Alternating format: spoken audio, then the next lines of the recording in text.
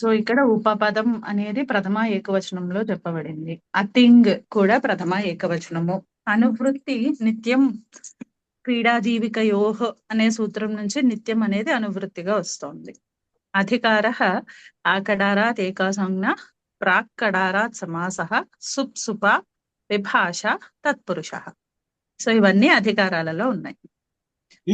అలాంటప్పుడు ఈ సూత్రం ఏం చెప్తోంది అంటే ఉపపద సంజ్ఞ ఉన్నటువంటి శబ్దము సమర్థవంతమైన తినంత భిన్నమైన అలాగే సుబంత భిన్నమైనటువంటి శబ్దాంతరంతో నిత్యంగా సమసించి తత్పురుష సమాసం అవుతుంది. అంటే ఇక్కడ మనకి సూత్రంలో అతింగ్ అని చెప్పారు అంటే అక్కడ ఒకటి తెలుస్తోంది మనకి, అంటే సమాసంలో తింగులు ఉండవు అన్నది తెలుస్తోంది. తింగుకి అంటే తినంతాలకి ప్రతిషేధము అనేటటువంటి తెలుస్తోంది. కానీ నిజంగా ఈ కేవలం తినంతాలకి ప్రతిషేధము అని ఆచార్యుల వారి సూత్రంలో చెప్పాలా మళ్ళీ ప్రత్యేకించి? అక్కరలేదు. ఎందుకని? ఈ సూత్రం అంతా సుప్సుప అధికారంలో నడుస్తోంది. అంటే ఒక సుబంతము మరొక సుబంతముతో సమసిస్తుంది అని. అంటే సమాసం ఎప్పుడు కూడా సుబంతాల మధ్యలోనే ఉంటుంది అనేటటువంటి అధికారంలో ఉన్నప్పుడు మళ్ళీ ప్రత్యేకించి ఈ సమాసంలో తినంతాలు ఉండవు అని చెప్పనవసరం లేదు. అది ఆల్రెడీ అధికారంతోనే అది సాధిస్తున్నప్పుడు ఈ అతింగ్ అనేది వేరే దాన్ని జ్ఞాపకం చేస్తోంది. అది ఏమిటి అంటే ఇక్కడ అతింగ్ అనే పదంతో కేవలము తినంతానికి ప్రతిషేధము అని మాత్రమే కాదు, ఇక్కడ అధికారంలో సుప్సుప అధికారంలో వస్తున్నటువంటి ఆ సుబంతాలతో కూడా ప్రతిషేధము. అంటే ఈ సూత్రంలో మనకి ఈ సూత్రం చేత సమాసం అయ్యేటటువంటి శబ్దాలు అవి తినంతాలు కాకూడదు, సుబంతాలు కాకూడదు. అది ఆయన చెప్పింది. అంటే ఇక్కడ సుప్సుప అనేటటువంటి అధికారము పూర్తిగా నివృత్తి అయిపోతోంది అని గుర్తు చేస్తున్నారు అన్నమాట. మరి అలాంటప్పుడు ఇప్పుడు మనకి ఏమవుతోంది? పూర్వపదము తినంత భిన్న సుబంత భిన్న అవ్వాలి, ఉత్తర పదము తినంత భిన్న సుబంత భిన్న అవ్వాలి. రెండు ఉండకూడదు కదా, నివృత్తి అంటున్నాం కదా మనము. మరి అప్పుడు రెండు ఉండకపోతే ఈ సూత్రంలో ప్రథమాలో ఏం చెప్పారు? ఉపపదం అని చెప్పారు. అంటే ప్రథమా నిర్దిష్టం సమాస ఉపసర్జనం అనే సూత్రం చేత ఇక్కడ ఉపపద సంజ్ఞ ఉన్నదానికి ఉపసర్జన సంజ్ఞ పూర్వ ప్రయోగము. అంటే సమాసం అయితే గనక పూర్వపదం ఏమవుతుంది? ఖచ్చితంగా ఉపపద సంజ్ఞ ఉన్నటువంటి ఉపపదం అవుతుంది. అలా మనకి అసలు ఉపపదము అనేటటువంటి సంజ్ఞ ధాతోః అనే అధికారంలో 3:191 అధికారంలో తత్రోపపదం సప్తమీస్తం అనే సూత్రం చేత ద్వితీయ ధాతోః అనేటటువంటి అధికారంలోని సూత్రాలలో సప్తమి విభక్తి చేత నిర్దేశించబడినటువంటి వాచకానికి ఉపపద సంజ్ఞ. అంటే మనకి అక్కడ ఉపపదం చేత వాచకం తెలుస్తోంది. అంటే అక్కడ తెలియకుండా అక్కడ పదత్వం ఉంది.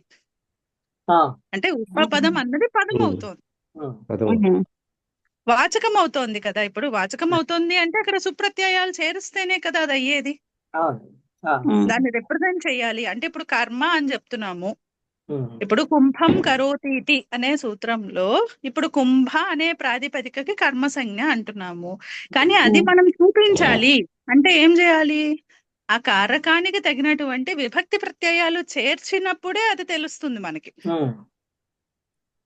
అందుకని ఏమవుతోంది? అనభిహిత కర్మకి కరోతి అనేటటువంటి తింగ ప్రత్యయాల స్థానం అది ఉన్నప్పుడు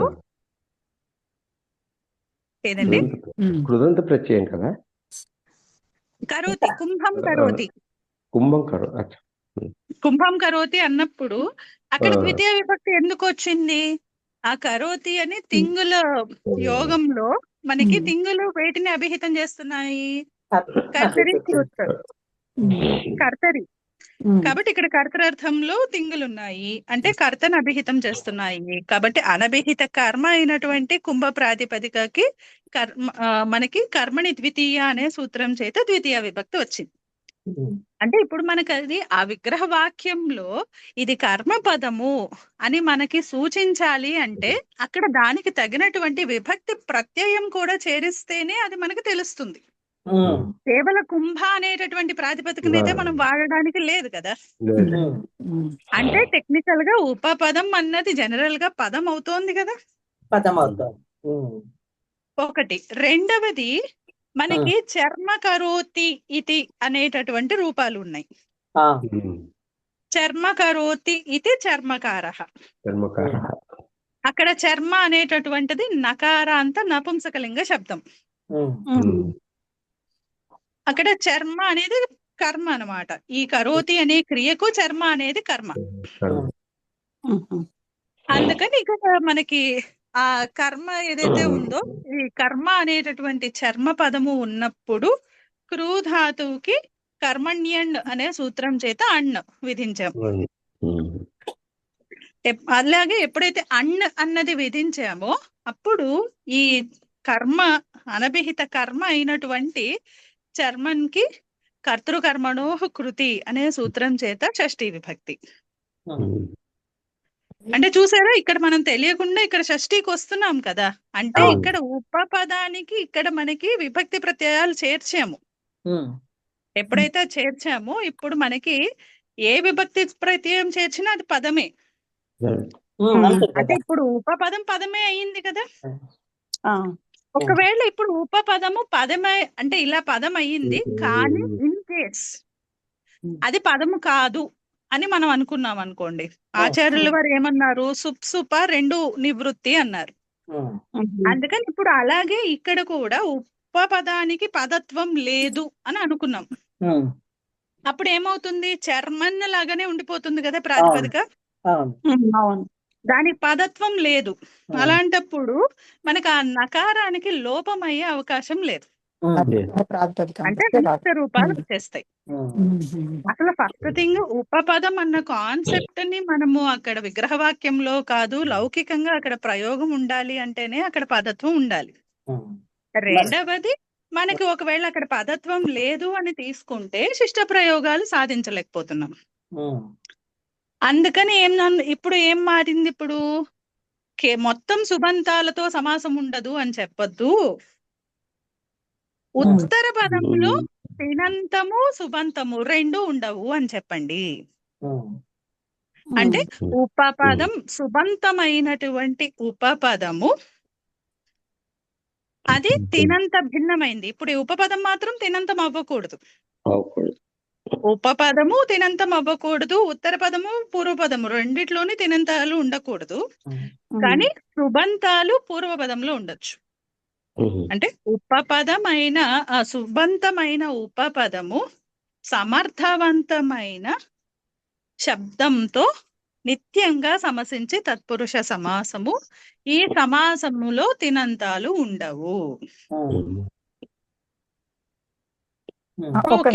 ఒక్క నిమిషం మీరు ఇందాకేమన్నారు? ఉపపదము సుబంతమైన ఉపపదము సమర్థవంతమైన శబ్దాంతరంతో నిత్యంగా సమసించి తత్పురుష సమాసము. ఈ సమాసంలో తినంతాలు ఉండవు. ఓకే. మరి ఇప్పుడు మీరు పూర్వపదమేమో సుబంతాలు అంటున్నారు, మరి ఉత్తర పదము ఏమంటున్నారు మీరు? ఉత్తర పదం ఇంకా మనం ఏం చెప్పట్లా. ఉత్తర పదం ఏం చెప్తున్నాము, సుబంత భిన్న తినంత భిన్న అని చెప్తున్నాం. రెండు అవ్వకూడదు, సుబంతము ఉండకూడదు తినంతము ఉండకూడదు, ఒక శబ్దము అంటున్నాం. ఇప్పుడు మళ్ళీ అదే ప్రశ్న, ఇప్పుడు ఏముంటుంది మరి అక్కడ? తినంతము కాకుండా సుబంతము కాకుండా ఉత్తర పదము ఒక ప్రవృత్తి ఎలా ఉంటుంది డిఫైన్ చేయాలి కదా మనం. దానికి ఏం చేస్తాము, ఓకే అదా అలా అయితే అతింగ్ అనేటటువంటి పదం ఉంది కదా, అక్కడ ప్రతిషేధం ఉంది. ఆ ప్రతిషేధాన్ని పర్యుదాస ప్రతిషేధం చేసుకోండి. పర్యుదాస చేసినప్పుడు ఏమవుతుంది? పర్యుదాస గురించి చూసాం మనం. అది పదార్థానికి మాత్రమే నిషేధము. అలాగే అపేక్ష ఉంటుంది. అపేక్ష, ఎటువంటి అపేక్ష? సాదృశ్యమైనది కానీ అయినటువంటి అపేక్ష. భిన్నమైన దాని యొక్క అపేక్ష. అపేక్ష. అంటే ఇప్పుడు అతింగ్ అన్నది పర్యుదాస ప్రతిషేధంలో అర్థం ఎలా మారిపోయింది? తింగ్ ఉండొద్దు, కానీ తింగ్ ప్రత్యయాలకు సాదృశ్యమైనది, వాటికంటే భిన్నమైన ప్రత్యయాంతాలు ఉండాలి. ఉండాలి. తింగ్ లాగా తింగ్ మాదిరిగా సాదృశ్యంగా ఉండాలి, అలా కూడా ఉండొచ్చా? అంటే ఇక్కడ సాదృశ్యాన్ని మనం ఎలా చెప్పాలి? ఇవి కేవలం ప్రత్యయాలు కాబట్టి ఏ ప్రత్యయాలైనా అని చెప్పడం కాదు. క్లోజెస్ట్. ఇప్పుడు తింగులు వేటికంటే విధిస్తాము? ధాతువు కంటే. అంటే ఇప్పుడు సాదృశ్యము అంటే ఏం చెప్పాలి? ధాతువు కంటే పరంగా తింగులు, సో వాటికంటే భిన్నంగా కృత్తులు.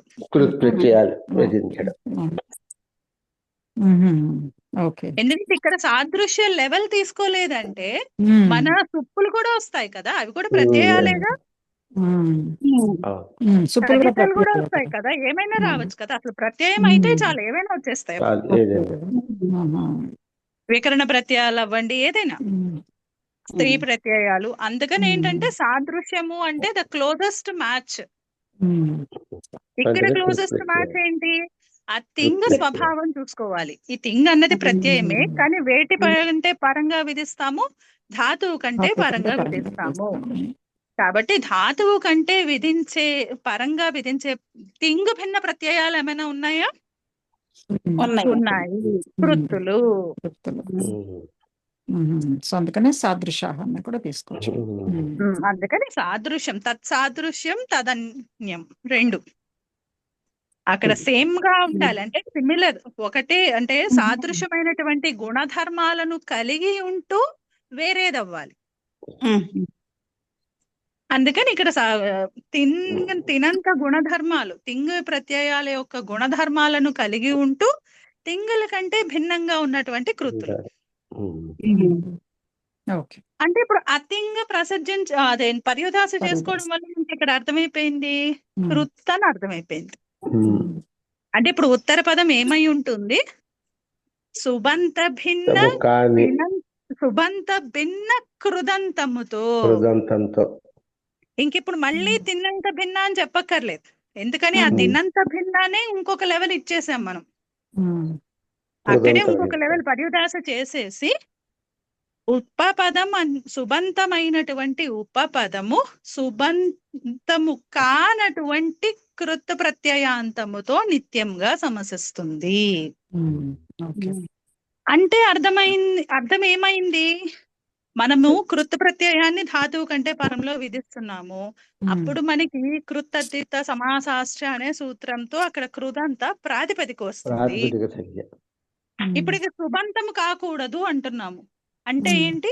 ఆ ప్రాతిపదికతోనే ఇక్కడ సమాసం జరుగుతోంది. అంటే ఉపపదము పదం అవ్వాలి, కానీ ఉత్తర పదమైనటువంటి కృదంతం మాత్రం ప్రాతిపదికే. ఆ ప్రాతిపదిక స్థాయిలోనే ఉపపదము కృదంతము ఆ రెండిటికి కూడా సమాసం. ఒక్క నిమిషం.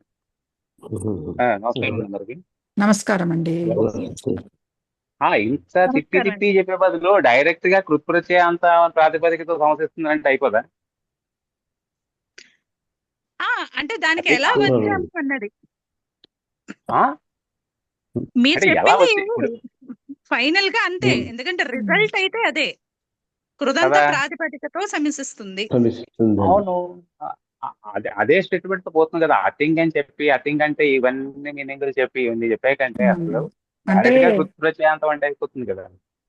అన్ని కృతులు బాగుపడలేదు, అన్ని కృతులు రావనుకోండి. లక్ష్మీ శ్వేత గారు అది కూడా తీసుకొస్తున్నారు. ఏంటి? ప్రాక్ సుపుత్పత్తే ఆ సూత్రం తీసుకొస్తున్నారా? అది అవును. అందుకే కృదంత ప్రాతిపదిక, అది కృదంత ప్రాతిపదిక అంతే. ప్రాతిపదిక we're not saying it is కృదంత కంప్లీట్ కృదంతం కాదు, ప్రాతిపదిక స్థాయిలోనే ఉంటుంది. కారహ అనేది కారా అనే దాంతోనే అవుతుంది. కుంభకారాలు కుంభానస కారా కదా, అది అంతే కదా. అంతే. అంతే కదా. అంటే ఏం లేదండి, అంటే అక్కడ మనకి డైరెక్ట్ గా ఉపపదం కృత్ అని అట్లా చెప్పలేదు కదా. సో ఆ థింగ్ అన్న పదం నుంచి ఇవి ఎలా ఫిగర్ అవుట్ చేసాము. ఇక్కడ కేవలం కృదంతము అంటే జనరల్ గా మనము ఇప్పటి వరకు కృదంత సుబంతాలతోనే చేసాం. ఇప్పుడు విభక్తి తత్పురుషుల్లో చేసాం కదా, కృష్ణశ్రిత అవన్నీ కూడా. అక్కడ ఏమన్నాము, కృష్ణం శ్రిత కృష్ణశ్రిత. అక్కడ కృదంతమైన ఆ కృదంత ప్రాతిపదికతో చేయట్లేదు, అంటే అక్కడ ఇప్పుడు థింగ్ సుప్రత్యయం అంటే చేశాకే. Correct correct. అంటే థింగంతము ఆ difference థింగ్ అంటే అంటే ఇక్కడ how థింగంతం did we అని కూడా arrive? కదా. ఏదండి? అదే కదా, కరెక్ట్ కరెక్ట్ కరెక్ట్ కరెక్ట్. ఇప్పుడు ఇక్కడ థింగ్ అనేది థింగంతం కూడా కదా, ఆ, అంతే కదా. దీని ఉమ్. కాన్సెప్ట్ ఆ అంతే. థింగ్ లో ఉమ్, నా థింగ్ కదా, ఆ థింగ్ అంటే నా థింగ్. ఉమ్, అంటే థింగ్ అండ్ అవును. థింగంతం రెండును. ఇది అందులో మనం ఇప్పుడు అంతం కూడా అంతమే తీసుకుంటున్నాం. టెక్నికల్ ఇక్కడ అంతమే తీసుకుంటున్నాం. అక్కడ డైరెక్ట్ గా కృత్ అనేది తీసుకోవట్లేదు, అంతం వేదాంతం అనేది తీసుకుంటున్నాం కదా. అంతే కదా జరుగుతాం. ఉమ్, ఉమ్, అంతే కదా. అంతే ఉమ్. అంతే. అంటే how did we arrive at that ప్రాతిపదిక లెవెల్ అన్నది అది చూస్తున్నాం అంతే. ఎందుకంటే అండి దానికి ఇవన్నీ ఉన్నాయి కదా, ఏదో గట్టి గట్టి కారకోపకానం ఉత్పత్తి అనేది ఉంది కదా. గతి కారకోప ఏమంటున్నారు? పదాల ఆ, శుద్ధి అవునవును. కాకపోతే అది అక్కడ మనకి చెప్పమన్నారు. అది అది పెట్టుకొని ఆ పూర్వాచార్యులదే మనం పాణినీయ వ్యాకరణంలో ఈ సూత్రంతో దాన్ని ఎలా సమర్థిస్తాం. అంటే అండి ఇక్కడ ఒకలా చూడొచ్చు కదండి. ఇప్పుడు ఉపపదం కృత్పిహి అని సూత్రం చెప్పేసి ఉంటే ఇది అసలు గొడవే ఉండేది కాదు. ఇప్పుడు అతింగ్ అన్నారు. అప్పుడు ఇంకా ప్రాబ్లం అంటే అలా కాదు. అప్పుడు గట్టి సంఖ్యలో ఉన్నప్పుడు ప్రాబ్లం గట్టి వస్తుంది. సంఖ్యను తర్వాత కారకం ఆ, వదిలిపెట్టేయాలి కదా. కారక సంఖ్య ఉన్న ప్రాబ్లం వస్తుంది. అందుకని అప్పుడు అతింగే వాడాలి. ఆ అతింగ్ అంటే ఏంటంటే తింగు తర్వాత భిన్నమైనవి వాటితో ఎన్నో వాడాలి. ఉన్నాయి కదా. తింగు భిన్నమైనవి ఎన్నో ఉండగా మనలో మళ్ళీ కృతులే ఎందుకు తీసుకుంటున్నామో అన్న దానికి ఇంత ఎక్స్ప్లెనేషన్ కావాలి. అంటే అతింగ్ పర్యుదాస ఎలా వచ్చింది అనేది దాంట్లో ఎక్స్ప్లెనేషన్. కాకపోతే మనకి ఎక్స్ప్లెనేషన్ కావాలన్నది ఇది కృదంత ప్రాతిపదిక అని మనం కన్ఫైన్ చేస్తున్నాం కదా. మామూలు ఇప్పటి వరకు మనం కృదంతాలతో ఇప్పటికి తత్పురుషులు మనం విభక్తి తత్పురుషులు అన్ని చూసాం మనం. కానీ అక్కడెక్కడ కృదంతము అనే మాట్లాడుతున్నాం కానీ కృదంత ప్రాతిపదికను, ఎందుకంటే అది సుబంతం అయిపోయింది అక్కడ. సుబంతం అవుతుంది. అందుకనే ఆ పరిభాష తీసుకొచ్చారు. మనము అంటే పరిభాష ఇంకొకటి యూజ్ చేసుకుని సూత్రాన్ని ఎక్స్ప్లెయిన్ చేయము. అవును. పరిభాష సెపరేట్, సూత్రములో ఆ అతింగ్ అన్న పద నిర్దేశం ద్వారా మనము we will Maintain prove చేస్తున్నారు. that ఆ పరిభాష అన్నది It will be వర్క్ అవుతుంది. Correct correct. ఇంకొకటి ఈ సరే కృత్ప్రచయాంతం అనే దానికి ఫైనల్ సెక్షన్కి వచ్చినప్పుడు కానీ అన్ని కృతులకి పనికిరాదు కదా ఇది. Are there such samasa which can have other than through or etc. అంటే కుంభకార అర్థం కాలేదండి. ఉందండి, కుంభకార అన్ను ఉందండి. అన్ను కాకుండా ఇంకే ప్రచయాలతో ఇలాంటివి ఉన్నాయి మనకి. అన్ని మనకు ఉపపదంతో మనకి ఎక్కడ ఏ సమాసం కనిపించినా ఆ 3:191 నుంచి సమాసం ఎక్కడ ప్రాప్తించినా సరే అన్నిటికీ మనము ప్రాతిపదిక లెవెల్లోనే చేస్తాం. అలా కాదు నేనది వేరే ప్రచయాలు ఏ వేయచ్చు అని అడుగు. అంటే ఇప్పుడు మనకి పంకజం ఉంది, పంకే అజాయత అయితే పంకజ, అక్కడ జనేర్ డహ సప్తమ్యాం జనేర్ డహ డ ప్రత్యయం ఉంది. నాకు కూడా అండి ఇప్పుడే వార్తికంలో వస్తుంది, కర్మణ్యంలోనే నాకు కూడా వస్తుంది. అంటే ఉపపదం అనేది ఉపపదం డెఫినేషన్ అది యాక్చువల్ గా ఉపపదం వలన వచ్చినటువంటి డెఫినేషన్ కదా అది. అంటే అది ఇది అదే లింక్. మనం ఉపపదం ఏ సూత్రంలో అయితే ఉపపదం అని సప్తమితో చెప్తున్నామో ఆ ఉపపదం ఉన్నప్పుడు ఆ కాంటెక్స్ట్ లో ఏ ధాతువుకి ఏ ప్రత్యయం వస్తోంది అని విధిస్తున్నాం కదా సూత్రంలో. ఆ రెండిటి కాంబినేషన్ లోనే సమాసం అంతే. అంటే అన్ని కృత్ప్రత్యయాలకి రాదు నెంబర్ 1. మనం ఈ 3:191 నుంచి మనం ఏ సూత్రం అప్లై చేస్తామో ఆ సూత్రములో చెప్పబడినటువంటి ఉపపదము, ఆ సూత్రంలో చెప్పబడినటువంటి ధాతువు ప్లస్ కృతంత ప్రాతిపదిక, ధాతువు కృతంత ప్రాతిపదిక. అంటే వాటిలో కర్మణ్య అన్నది సామాన్య సూత్రము, అది జనరల్. అందులోకి సబ్సిక్వెంట్ అలా దాని ఉన్నది బాధించి వేరే ప్రత్యయాలు వస్తాయి. అవును, అంటే ర్యాండమ్ గా మనం చేయడానికి లేదు. అంటే ఇప్పుడు ఈ కుంభం తీసుకుని ఇంకోటి ఏదో వేరే డిఫరెంట్ కృత్ ప్రత్యయం ఏదో పెట్టుకుని చేయడానికి అయితే లేదు. ఆ సూత్రం విధాయక సూత్రంలో మనకి ఏ కాంబినేషన్ లో ఉంది, అక్కడ ఏ ఉపపదం పరంగా ఉన్నప్పుడు ఏ కాంటెక్స్ట్ లో ఏ ధాతువుకి ఏ ప్రత్యయం వస్తోంది అది ఫిక్స్ అయిపోయింది. ఆ ఫిక్స్ అయిపోయిన దాంట్లో ఆ ఉపపదానికి ఆ కృదంతంతోనే సమర్థత, అక్కడ సమాసం అంతే. ఇప్పుడు అంటే ఇప్పుడు మనం కామన్ గా తీసుకొచ్చి రాజ్ఞ ఆశ్రితం రాజశ్రితం అట్లా చేయడానికి కుదరు ఇవేమి. ఆ సమాస విధాయక శాస్త్రంలో మనకి 3:1:91 నుంచి 3:3 మధ్యలో మనకి ఎక్కడైతే కృత్ప్రత్యయ విధానం ఉందో అక్కడ ప్రతి చోట ఉపపద సమాసం ఉన్నట్టే.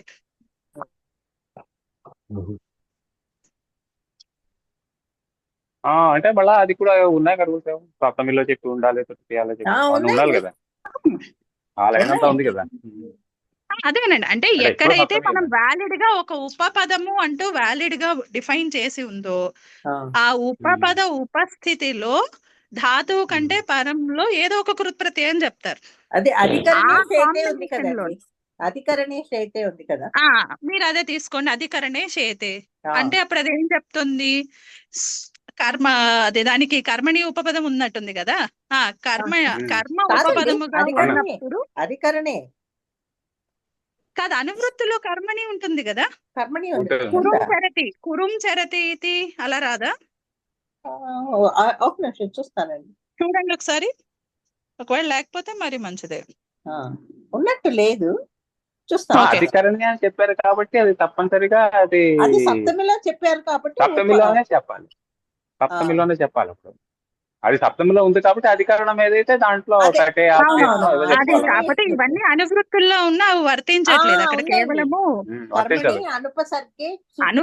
అనువృత్తుల్లో ఉన్నాయి. కానీ ఇక్కడ శీఘ్ర ధాతువు మనకి అకర్మకం కాబట్టి ఎలాగో కర్మ అనువృత్తి అన్నది పనిచేయదు. మాత్రాన అక్కడ సూత్రంలో వాడాలని ఏమీ లేదు. అదే అందుకని మనకి అక్కడ పనిచేయదు. అందుకని మనకి ఇది వచ్చింది ఏది, అప్పుడు ఉపపదం ఏమైంది, సప్తమిలో చెప్పబడినటువంటి అధికరణ సంజ్ఞవాచి అయింది. అంటే అధికరణ వాచకము ఉపపదం అయింది. ఆ అధికరణ వాచకము ఉన్నప్పుడు షీంగ్ ధాతువు కంటే పరంలో అచ్చు ప్రత్యయం వచ్చింది. అంటే ఈ కాంటెక్స్ట్ లో మనకి ఆ అదేంటిది సప్తమిలో చెప్పబడినటువంటి అధికరణ వాచి ఉండాలి. అంటే అంటే ఇప్పుడు ఆకాశంలో నిద్రపోయేది అని చెప్పాలి, అప్పుడు ఖే ఆ సప్తమి అది ఉపపదం అయింది. అక్కడ అధికరణ వాచి ఖే అది ఉపపదం అయింది. ఖే ఉన్నప్పుడు ఖే అనే ఉపపదము ఉన్నప్పుడు షీంగ్ ధాతువు కంటే పరంలో అచ్చు ప్రత్యయము. అప్పుడు ఏమైంది, షీంగ్ అచ్చుతో షయా వచ్చింది రూపం, కృదంత ప్రాతిపదిక వచ్చింది. ఇప్పుడు ఈ ఖేకి ఆ షయాకి మాత్రమే ఇక్కడ ఉపపద సమాసం.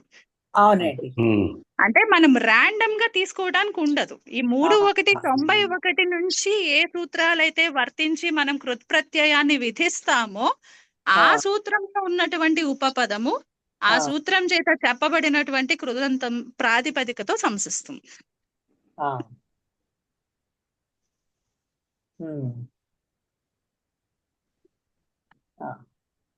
అంటే ఇక్కడ ఇలా చెప్పారు కదా అని చెప్పి ఇప్పుడు మనం వేరేగా ఇంకో వేరే ధాతువుకు వాడటానికి లేదు. ఎందుకని ఈ సూత్రంలో ఇంతే అధికరణార్థంలో షీంగ్ అధికరణ ఉపపదం ఉన్నప్పుడు షీంగ్ ధాతువుకి అచ్చు అది డిఫైన్ అయిపోయింది కాబట్టి, అంటే కాంటెక్స్ట్ డిఫైన్ అయిపోతుంది సూత్రంలో. ఆ కాంటెక్స్ట్ లోనే మనకి ఇక్కడ కృత్ప్రత్యయ విధానము అలాగే ఉపపదము కృదంత ప్రాతిపదికతో సమాసము.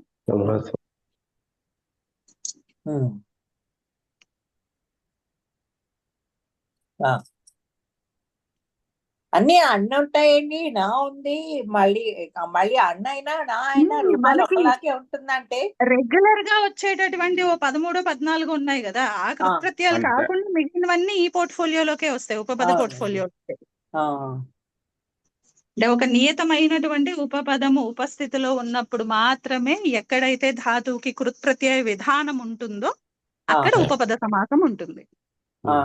టక్ అన్న ప్రత్యయం కూడా ఉందండి. ఆ ఏది టక్ టక్ టక్ టక్. ఇప్పుడు మీరు ఇందాక నా అధికరణ చెప్పిన దానికి పూర్వశాస్త్రంలో ఉంది, పూర్వపరాల్లో కనిపిస్తోంది. అవునండి. అంటే రాండమ్ గా మనం చేసేది కాదు, కాదు, ఆల్రెడీ డిసైడ్. 3:1 ధాత్వధికారంలో ఎక్కడైతే ఉపపదము ఉపస్థితి ఉంటుందో ఉపపదాన్ని ఐడెంటిఫై చేయాలి. ఆ ఉపపద ఉపస్థితిలో ధాతువు కంటే పరంగా కృత్ప్రత్యయ విధానము. అటువంటప్పుడు ఆ సూత్రంలో చెప్పబడినటువంటి ఉపపదముతో ఆ కృదంత ప్రాతిపదికకి సమాసం. ఆ ప్రత్యయం ఆ సూత్రంలో 7-8 ఉన్నాయి సూత్రాలు. ఏం సూత్రం ఎంత అండి అది? ఏదండి? ఇందాక 7-8 సూత్రాలు ఉన్నాయి మ్యామ్. మొత్తం అన్ని సూత్రాలు ర్యాండమ్ చెప్తున్నానండి. అండ్ కాకుండా ఇంకా ఏదైనా వస్తుందా ఇలాగా అని అంటే, ఆ తర్వాత ఉపపదము అన్నది కర్మ పదానికి అప్పుడే కర్మ చెప్పినప్పుడే, ఐ మీన్ కర్మవాచకానికి ఉపపదమా అనే డౌట్ కూడా వస్తుంది. లేదు మీరు తృతీయాలో చెప్పిన దానికి కూడా ఉపసంఖ్య ఉంది, వస్తుందండి. అంటే అది కూడా మనకి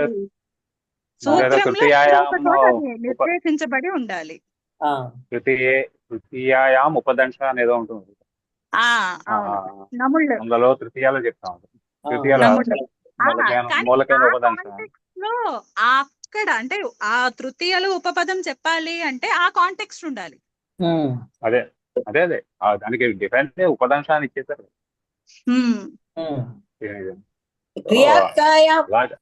అది ఉంది కదా, క్రియాయాం క్రియార్థాయం తుమున్నులో అక్కడ ఉపపద సంజ్ఞ ఉంది కదా. మనకి మొత్తం 3 వరకు కూడా అన్ని చూసుకోవచ్చండి. ఇప్పుడు మాంగి లుంగ్ ఉంది కదా, ఇప్పుడు మనకి ఆ మా అనేటటువంటి నిషేధార్థక అవ్యయం వాడినప్పుడు లుంగ్ వాడాలి అనేటటువంటి నియమాలు ఉన్నాయి కదా. అక్కడ కూడా అంతే, ఆ మాంగి అన్నది దాంట్లో ఆ మా కూడా అక్కడ ఉపపదమే. అంటే మా ఉన్నప్పుడు మాత్రమే ఈ ప్రయోగం ఉండాలి, ఆ టెన్స్ వాడాలి. సమాస విధాయక సూత్రాలు చూస్తున్నాం. ఉపపదము అన్నది పూర్వపదములో ఉన్నప్పుడు ఏ ధాతువు కంటే పరంగా ఏ కృత్ప్రత్యయం వస్తుందో ఆ విధానాలు ఇక్కడ చూసుకుంటున్నాం మనం, అంతే. పూర్వపదము అని అనకూడదు మనము, ఆ ధాతు ఉపస్థితిలో. అది అక్కడ సతిసప్తం అండి అక్కడ జరిగేది. మనకి ఇప్పుడు కర్మణ్యండ్ నుంచి వచ్చినటువంటి ఆ కర్మణి ఉంది చూసారా, అది ఆ సప్తమి సతిసప్తం. అది సతిసప్తం అంటారా? అందుకని కర్మ ఉన్నప్పుడే, అంటే అక్కడ కర్మ పదము ఉన్నప్పుడే ఇక్కడ ఆ కాంటెక్స్ట్ లో అండ్ ప్రత్యయ విధానం. అధికరణే చేతేహ ఏదో చెప్పారు చూసారు ఇందాక, అక్కడ కూడా అంతే, అధికరణము ఉన్నప్పుడే సతిసప్తం. అది ఉన్నప్పుడే ఆ ఉపపదము ఉపస్థితి, టెక్నికల్ గా మామూలుగా చెప్పినప్పుడు ఉపపదము ఉపస్థితిలోనే ధాతువు కంటే పరముగా కృత్ప్రత్యయ విధానము. ఆ సందర్భంలోనే అన్నట్టు,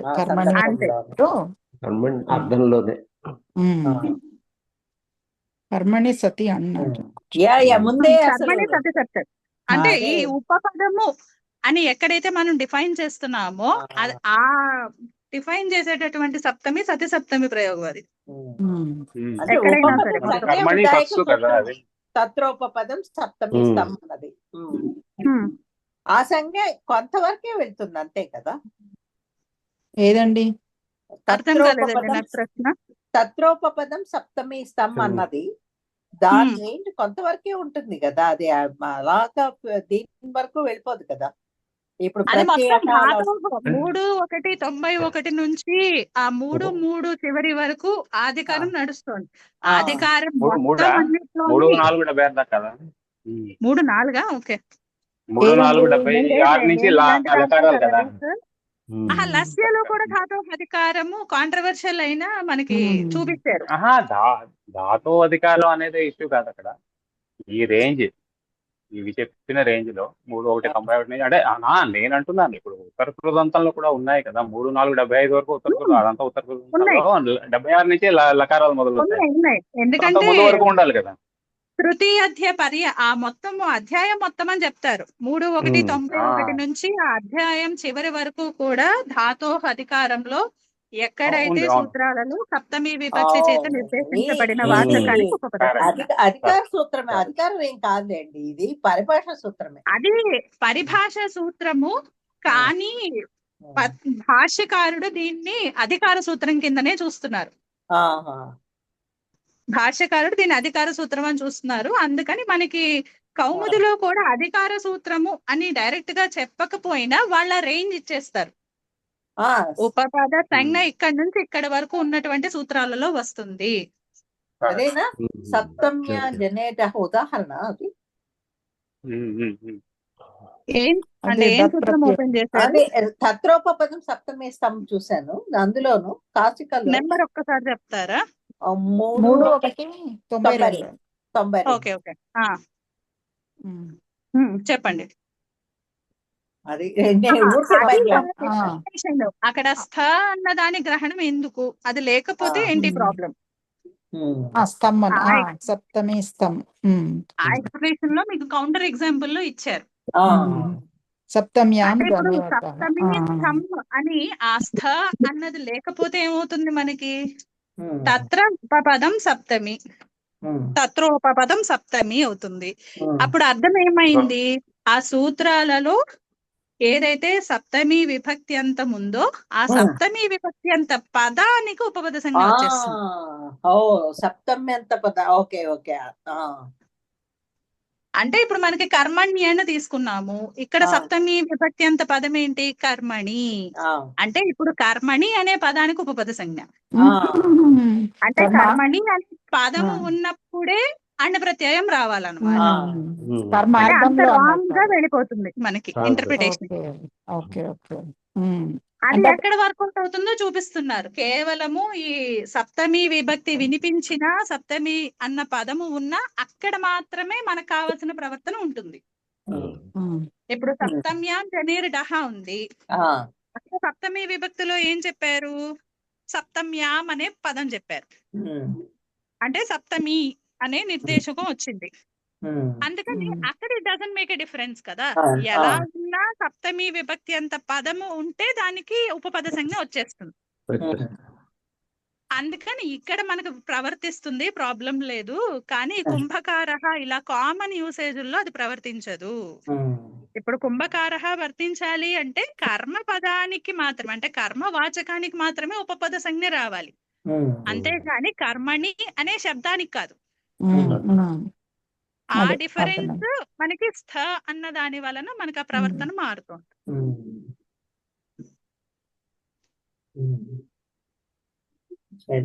గురు సంజ్ఞ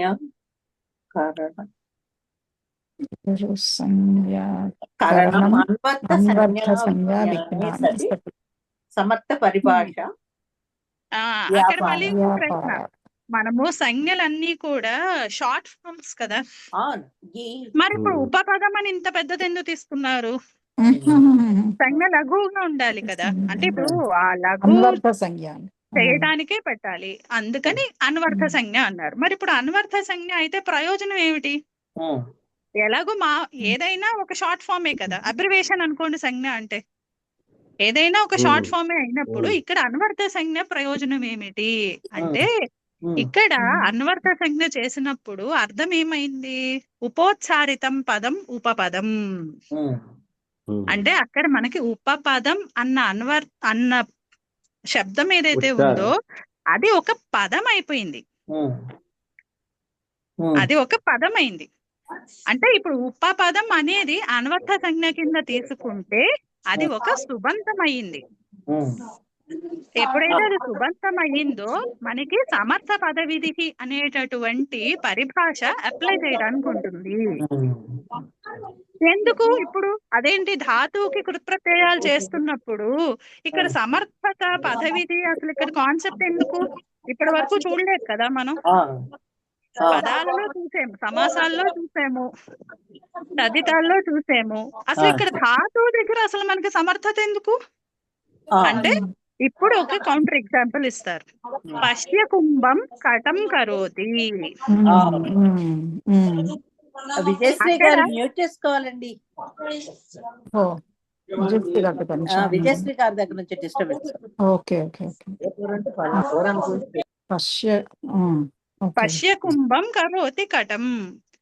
ఇక్కడ మనకి ఇప్పుడు ఒకసారి మళ్ళీ కర్మణ్యానికి వద్దాం. కర్మణ్యాన్ని ఏం చెప్తుంది?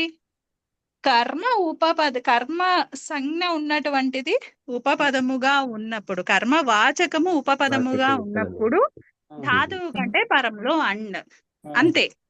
అంతకు మించి ఆ కర్మ ఈ ధాతువుదా, ఏ ధాతువుది, అన్వయం ఉందా లేదా అవన్నీ చూడదు. కర్మ అయితే చాలు.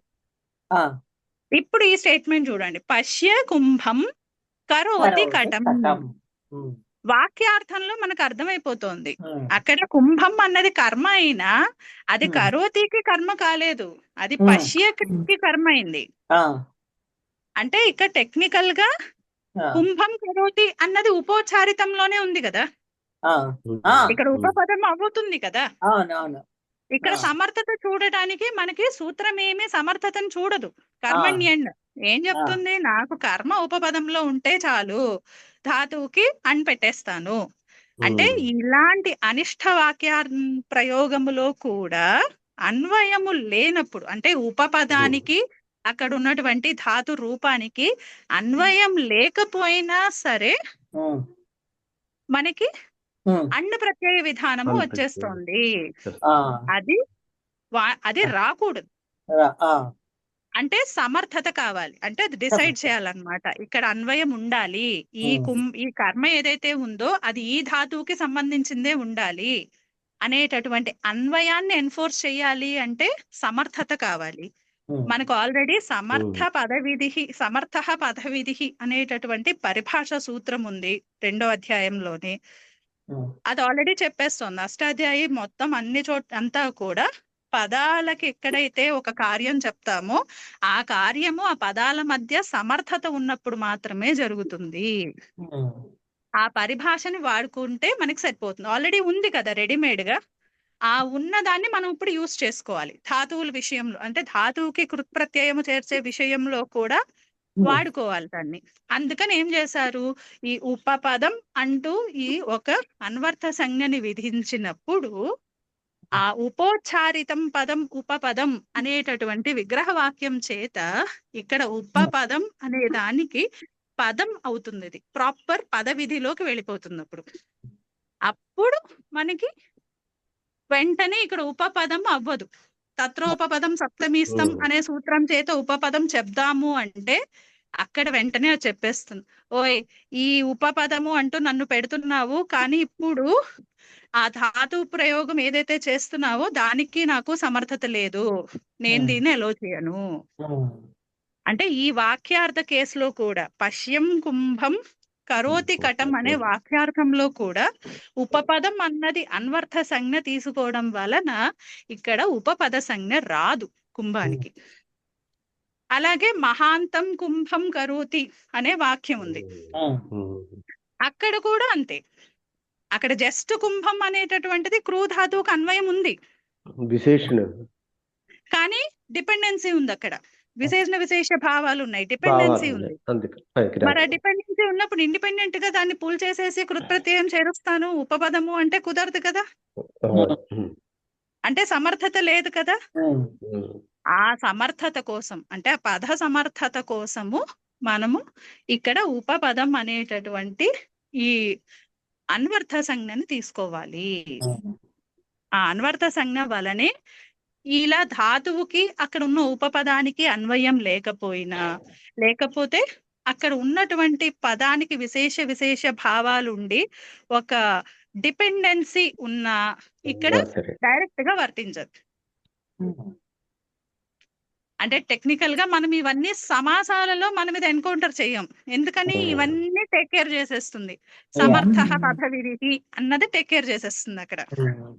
అందుకని అక్కడ సమాసం జరగాలి అంటే సమర్థత ఉండాలి అన్నది. మరి ఇప్పుడు ధాతువు కృత్ప్రత్యయ విషయములో ఇది అసలు జోన్ కాదు. అక్కడ పదవిధికి జోన్ లేదు, అసలు అక్కడ ప్రాప్తి లేదు. అందుకని అక్కడ పదవిధిని అప్లై చేయడానికి ఉపపదం అనే దాన్ని అనర్థ సంజ్ఞ కింద తీసుకుని ఈ సమర్థ పదవిధి ఆ పరిభాషని అక్కడ మనం యూజ్ చేసుకుని ఇలాంటి అనిష్ట ప్రయోగాలన్నీ కూడా అవాయిడ్ చేస్తున్నారు అనమాట. సమర్థ పదవిధి.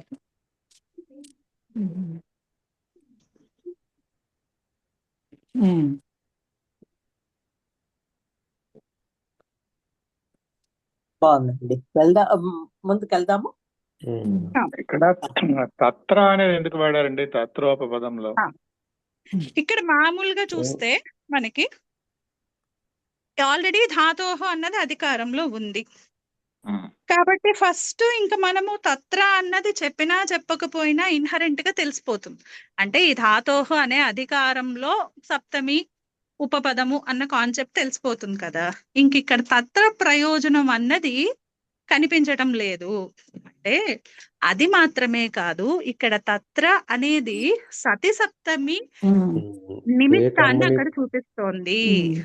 అంటే ఈ ఉపపద ఉపస్థితిలోనే ప్రత్యయ విధానము జరగాలి అనేటటువంటి ఆ రెస్ట్రెయింట్ అన్నది ఈ తత్ర శబ్దం చూపిస్తోంది. అంటే కేవలంగా అక్కడ ఉపపదము లేదు. అంటే ఇప్పుడు మనము ఇందాక అనుకున్నాం కదా, అక్కడ సతి సప్తమి ఉంది కర్మణ్యన్ అని. అక్కడ సప్తమి సతి సప్తమి అవ్వడానికి కారణము ఇక్కడ తత్ర అనే పద ప్రయోగం వలనే. ఇట్ ఇండికేట్స్ దట్ ఈ ఉపపదము ఉపస్థితిలో ఉన్నప్పుడు మాత్రమే, అంటే ఈ ఉపపదమే ఆ ధాతువుకి కృత్ప్రత్యయ విధానానికి ఒక నిమిత్తము, ఇది ఉన్నప్పుడే అది జరుగుతుంది అనే ఒక కన్స్ట్రెయింట్ విధించడానికి తత్ర అనేటటువంటి చెప్తాం. ఇది సంథింగ్ రిలేటెడ్ టు ఈ సూత్రం లాగా అనిపిస్తుంది. తస్మాత్ హసోనః పుంసి ఉంది చూడండి. ఇప్పుడు అక్కడ కూడా అంతే కదా, మనము ఆ అక్కడ ఒక ప్రక్రియ ఉంటుంది. అంటే అది ఆదేశ ప్రక్రియ చేసిన దానికని అక్కడ పూర్వ సవర్ణ దీర్ఘం తస్మాత్ అంటే దాని పూర్వశాస్త్రంలో మనకి ఇదే ఉంటుంది, దీర్ఘం చేసేది.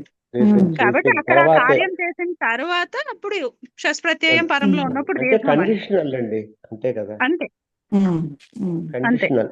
ఇక్కడ ఏంటంటే మొత్తం విభక్తి అర్థంలో చెప్పినటువంటి ఉపపదానికే ఆ ఉపపద సంజ్ఞకి మాత్రమే కాదు, ఈ ఉపపదము ఉన్నప్పుడే మొత్తము 3:1:91 తర్వాత నుంచి కృత ప్రత్యయ విధానంలో ఒక రెస్ట్రిక్షన్ ని తీసుకొస్తోంది. అంటే ఏది పడితే అదే అక్కడ నువ్వు విధించడానికి లేదు. ఇది ఉపపదము ఉన్నప్పుడు మాత్రమే, అంటే సూత్రంలో ఏదైతే ఉపపదం అని చెప్తున్నామో ఆ ఉపపదము ఉన్నప్పుడు మాత్రమే మనకి ఈ ప్రత్యయ విధానం అన్నది ఉండాలి.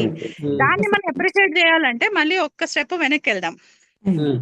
పశ్య కుంభం కరోతి కటం కదా. ఇప్పుడు ఇక్కడ తత్ర లేదనుకోండి, అంటే రెస్ట్రిక్షన్ లేదు. అలాగే ఇక్కడ ఉపపదానికి ఉపపద సంఖ్య కూడా మనం ఏమీ చెప్పట్లేదు, అంటే అన్వర్థము అని కూడా మనం ఏం చెప్పట్లేదు. ఓకే, అంటే అక్కడ సమర్థత గురించి కూడా మనం మాట్లాడట్లేదు. అప్పుడు ఏమవుతుంది, ఈ కుంభం అన్న దానికి ఉపపద సంజ్ఞ లేదు. సమర్థత చూస్తే అక్కడ ఉపపద సంజ్ఞ లేదు, కానీ అక్కడ మనకు విగ్రహంలో మనకు కనిపిస్తోంది ఉపపద సంజ్ఞ లేకపోయినా కేవలం ఉపోచ్చారితం పదం ఉపపదం అనుకున్నాం అనుకోండి. అంటే అర్థం ఏంటి, దాంతో పాటు ఉచ్చరించబడింది కదా, కుంభం కరోతి ఉచ్చరించబడింది. ఆ ఉచ్చారణ సామర్థ్యం చేతనే ఇక్కడ తత్ర అనే రెస్ట్రిక్షన్ లేకపోయి ఉండుంటే ఇక్కడ ఈ పశ్య కుంభం కరోతి కటం అనే చోట ఈ కుంభం కరోతి అనే చోట అక్కడ క్రూకర్ణ వచ్చేసి ఉండేది. ఎందుకని అక్కడ ఉపపదం అని చెప్పాము, ఆ ఉపపదం అంటే ఉపోచ్చారితం పదం, అంటే జస్ట్ రెగ్యులర్ మీనింగ్. అంతే, సమీపంలో ఉచ్చరించబడుతోంది కదా, కుంభం కరోతి ఉచ్చరించబడుతోంది. అందుకని తత్ర అన్నది లేకపోయి ఉండుంటే అది చూడదు. ఇక్కడ దీనికి ఉపపదం ఉందా, ఆ ఉపపదం ఉన్నప్పుడే నేను అన్ను అనేటటువంటి చెక్ చేయదు. అది ఇక్కడ కుంభం అనేది ఉండాలి. కర్మణి అన్నారు కాబట్టి అది ఉండాలి. ఇక్కడ నాకు కనిపిస్తోంది, కనిపిస్తుంది. సో ఈ కుంభం ఉచ్చరించబడుతోంది, నా కరోతికి పక్కనే సమాసం ఉచ్చరించబడుతోంది. జరుగుతుంది. కరోతి అన్న దాని పక్కనే కుంభం అన్నది అందరూ కూడా ఉచ్చరించబడుతోంది. కాబట్టి ఇలాంటి దగ్గర కూడా అక్కడ అన్ను వచ్చేసి ఉండేది. అప్పుడు కుంభ నస్సు క్రూ అన్ను నస్సు, అంటూ క్రూ అనిష్ట అన్ను. రూపాలు వచ్చేవి. దాన్ని కట్ డౌన్ చేయటానికి ఇక్కడ తత్ర, ఆ తత్ర యాడ్ చేసేసరికి ఏమైపోయింది, ఉపపద సంజ్ఞ ఫస్ట్ ఎలాగూ రావట్లేదు, బానే ఉంది. ఎప్పుడైతే ఉపపద సంజ్ఞ లేదో అక్కడ కేవలము కర్మ పదము మనకి సమీపంలో ఉంటే సరిపోదు. ఇప్పుడు అక్కడ కర్మణ్య అంటే ఏం చెప్తుంది, కర్మ ఉపపదముగా ఉన్నప్పుడే నేను ధాతు క్రూ కంటే పరంలో అన్ను పెడతాను. నువ్వు నాకు సమీపంలో ఉన్నందువల్ల నాకేమీ లేదు, నాకు నువ్వు ఉపపద సంజ్ఞ అవ్వాల్సిందే. ఈ కర్మ పదం ఏదైతే ఉందో అది ఉపపద సంజ్ఞ ఉన్నప్పుడు మాత్రమే నేను అన్ను విధిస్తాను. అప్పుడు మనకి పర్పస్ సాల్వ్ అయింది కదా. అక్కడ పదాల మధ్య సమర్థత చూసుకుని ఉపపద సంజ్ఞ అవసరమైనప్పుడు మాత్రమే సమర్థత ఉన్నప్పుడే వస్తోంది. ఒకవేళ ఉపపద సంజ్ఞ రానప్పుడు కూడా అక్కడ ప్రత్యయ విధానం అన్నది అవాయిడ్ చేసేస్తున్నారు, జరగదు. ఎందుకంటే అక్కడ నిమిత్తం చేసేసారు, ఈ ఉపపద ఉపస్థితినే అక్కడ నిమిత్తం చేసేసారు ప్రత్యయ విధానానికి. అది మనం సింబాలిక్ గా ఎలా చూపిస్తాము, ఈ సూత్రాలు చెప్పుకునేటప్పుడు అక్కడ కనిపించే ఉపపదం అని చెప్పేటటువంటి పదానికి అక్కడ సతి సప్తమిలో ప్రయోగం. అంటే కర్మణి అని చెప్పంగానే మనం తెలుగులో ఏం చెప్పుకోవాలి, కర్మ పదము ఉన్నప్పుడే, కర్మ పదము ఉపపదముగా ఉన్నప్పుడే అనేటటువంటి అర్థం వస్తుంది. ఎందుకంటే మామూలుగా ఉన్నప్పుడే అంటే కుదరదు, మళ్ళీ దానికి ఉపపద సంజ్ఞ లేకపోవచ్చు కూడా. అందుకని కర్మ పదానికి ఉపపద సంజ్ఞ ఉన్నప్పుడే అన్న ప్రత్యయ విధానం అని మనకి మనకి ఇప్పుడు రెగ్యులర్ గా మనం తెలియకుండా కరెక్ట్ గా ప్రయోగించేది ఈ తత్ర అనేటటువంటి పదము ఉపయోగించడం వల్లనే. దాని పర్పస్ అది. ఇట్ విల్ ఎన్ఫోర్స్, ఈ సూత్రము ఉపపదము ఉన్నప్పుడు మాత్రమే ప్రవర్తిస్తుంది. ఏ ప్రధాతుకైనా ప్రత్యయ విధానం, కృత్ప్రత్యయ విధానం అన్నది కేవలము అక్కడ ఉపపదము సంజ్ఞ ఉన్నప్పుడు మాత్రమే. ఆ ఎన్ఫోర్స్మెంట్ కోసం అక్కడ తత్ర. ఎందుకంటే ఇది జస్ట్ ఆ అధికారం అంటే అధికారం అని కాదు, దాని యొక్క బౌండరీ అవధి చెప్పాలి అంటే అవసరం లేదు తత్ర అన్నది. ఎందుకంటే ఎలాగూ మనకి ధాతోహ అధికారంలో ఉంది కాబట్టి దాంతో వ్యాఖ్యకారులు చెప్పేయచ్చు మనకి, ఓకే ఇది ఇక్కడ చెప్పారు కాబట్టి మొత్తం ఈ ధాతోహ అన్నది కది ఎంతవరకు అధికారంలో ఉందో అక్కడ వరకు ఈ ఉపపద సంజ్ఞ కూడా ఇలా చేసుకోండి అని చెప్పచ్చు. కానీ తత్ర అనే దాని ప్రత్యేకత మాత్రము ఆ ఉపపదము ఉపపద సంజ్ఞ ఉన్నటువంటి ఉపపదము ఉన్నప్పుడు మాత్రమే ప్రత్యయ విధానము. ఇది కాశికలో కొంచెం ఒకసారి అది అంటే లైన్ చాలా బాగా ఇచ్చారు. ఒకసారి సూత్ర నెంబర్ చెప్తారా, తత్రోపపదం సప్తమిస్తాము 3:1:92 అండి. ఒక్కసారి ఓకే, 3:1:92 కాశికలో ఎక్కడుందండి? చెప్తా, నేను కాశికలోనే చూసాను అనుకున్నాను. కరోతి కాశికలో ఇవ్వలేదా? ఓకే, ఏ వాక్యం గురించి చూస్తున్నారండి? అంటే ఇప్పుడు ఇది ఉన్నప్పుడే అది విధానము. కాశికలో కాదండి, వాళ్ళు ఇచ్చిన ఎక్స్ప్లెనేషన్ లో, టైప్ చేసిన ఎక్స్ప్లెనేషన్ లో ఇంగ్లీష్ కి పైన లాస్ట్ పారాగ్రాఫ్ జ్ఞాతవ్యం.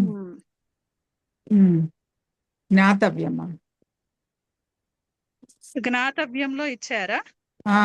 ఉపపద సమాసః అతింగ జ్ఞాతవ్యం అస్మిన్ సూత్రే సప్తమి స్థం ఇది ఉచ్యతే అత్ర స్థా గ్రహణం. అదొకటి. తత్రాకి కూడా ఎక్స్ప్లెనేషన్ ఉందండి, తత్రాకి కూడా ఉంది. అంటే సెపరేట్ గా నేను చదివినట్టయితే గుర్తుంది నాకు. ఎక్కడుంది అన్నదే చూస్తున్నాను ఒకసారి. అక్కడ క్లియర్ గా ఇచ్చారు, ఇది సతి సప్తమి కాబట్టే ఇలా వస్తోంది.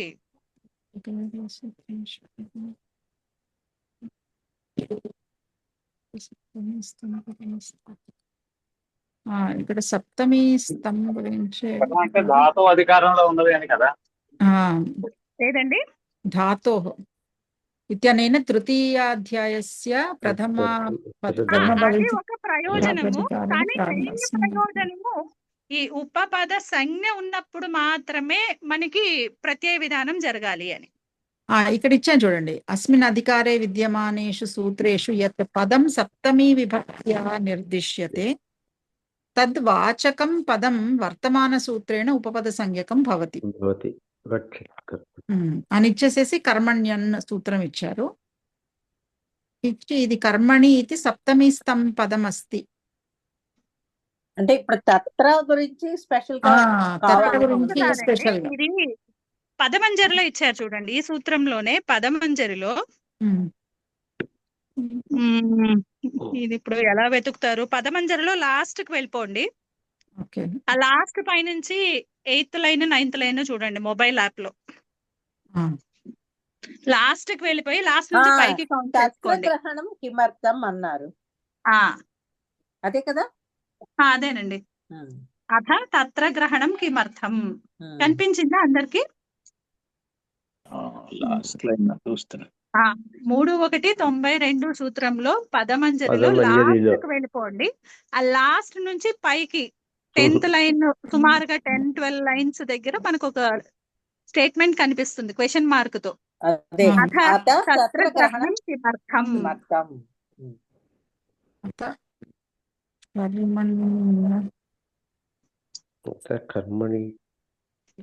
కిమర్థం. ఓకే, అత తత్ర గ్రహణం కిమర్థం. ఓకే, నేను ఇది పంపిస్తున్నాను.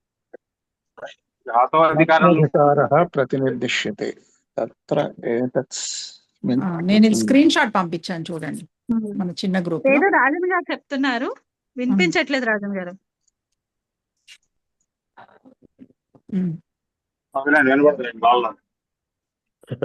చిన్న గ్రూప్ లో అథ తత్ర గ్రహణం కిమర్థం. చిన్న గ్రూప్ లో నండి, భ్రమర విజయంలో పంపించాను. ధాత్వధికార ఫస్ట్ స్ట్రైట్ ఫార్వర్డ్ ఆన్సర్ చెప్తారు. ధాత్వధికారః ప్రతినిర్దిశ్యతే తత్ర తస్మిన్ తృతీయే ధాత్వధికారే ఇది. అంటే ఇప్పుడు మనము చెప్పుకుంటున్న 3:1:91 ధాత్వధికారంలో దీని యొక్క సూత్ర పరిధి ఉంటుంది, ఆ పరిధిని చెప్పడానికి అని. వెంటనే ఏమంటారు, నా ఏతత్ అస్తి ప్రయోజనం, ఇది కాదు. ఎందుకని? అధికారాత్ అపి ఏతత్ సిద్ధం, అధికారంతో వచ్చేస్తుంది, అధికారంతోనే వచ్చేస్తుంది. ధాత్వోహ అనే అధికారంతోనే ఇది కూడా, అంటే ఈ అవధిని కూడా మనం అధికారంతోనే చూపించవచ్చు. ఇదం తర్హి ప్రయోజనం. సప్తమీ స్థస్య ప్రత్యయోత్పత్తిం ప్రతి నిమిత్తత్వం యథా స్యాత్. అంటే ఈ సప్తమీ విభక్తిలో ఏదైతే చెప్పబడినదో అది దానికి ఈ ప్రత్యయ విధానానికి, ధాతువు కంటే కృత్ ప్రత్యయ విధానానికి నిమిత్తం కింద ఉండటానికి. కథం, ఎలాగా? ప్రత్యయః ఇతి వర్తతే, సప్తమి ప్రత్యయే ఇతి వర్తతే, సప్తమీ స్థం ఉపపద సంజ్ఞం భవతి. తత్ర చ ఉపపదే సతి ఏవ ప్రత్యయః. అంటే మనకి 3:1:91 సూత్రం నుంచి కూడా ప్రతి సూత్రంలోని మనము ఆ సప్తమి నిర్దేశక వాచకానికి ఉపపద సంజ్ఞ, అది సతి, అది ఉన్నప్పుడు, అంటే ఆ ఉపపద సంజ్ఞ ఉన్నటువంటి పదము ఉన్నప్పుడే ప్రత్యయ విధానము. అంటే కేవలము సమీపంలో ఉచ్చరించడము అనే కాన్సెప్ట్ కాదు, అక్కడ కంపల్సరీగా సమర్థత ఉండి అక్కడ ఉపపద సంజ్ఞ ఉండాలి. అలాంటి ఉపపద సంజ్ఞ ఉన్నటువంటి ఉపపదము ఉన్నప్పుడు మాత్రమే ధాతువు కంటే పరంలో ప్రత్యయ విధానము. మనకు మళ్ళీ ఎగ్జాంపుల్ లో చూస్తున్నారు. అథ కర్మణి ఇత్యాదిగా సత్సప్తమి. ఓకే, అలా అయితే ఇప్పుడు మనకి ఆ కర్మణ్యంలో కర్మణి సత్సప్తం అన్నమాట. అంటే మరి ప్రతి చోట వచ్చేస్తుందా ఇదే? అంటే ఎక్కడ మనకి ఈ ధాత్వధికారంలో ఎక్కడ సప్తమి తీసుకున్నా అది ఉపపద సంజ్ఞ వచ్చేసి అక్కడ ఆ ఉపపదం ఉన్నప్పుడే అనే కాన్సెప్ట్ ఉందా ప్రతి చోట? అంటే అలా కాదు. మనకి ఎగ్జాంపుల్ ఇస్తున్నారు. ధహ కర్మణి స్ట్రన్. హలో, కర్మణి స్ట్రాన్ ఇది అంటే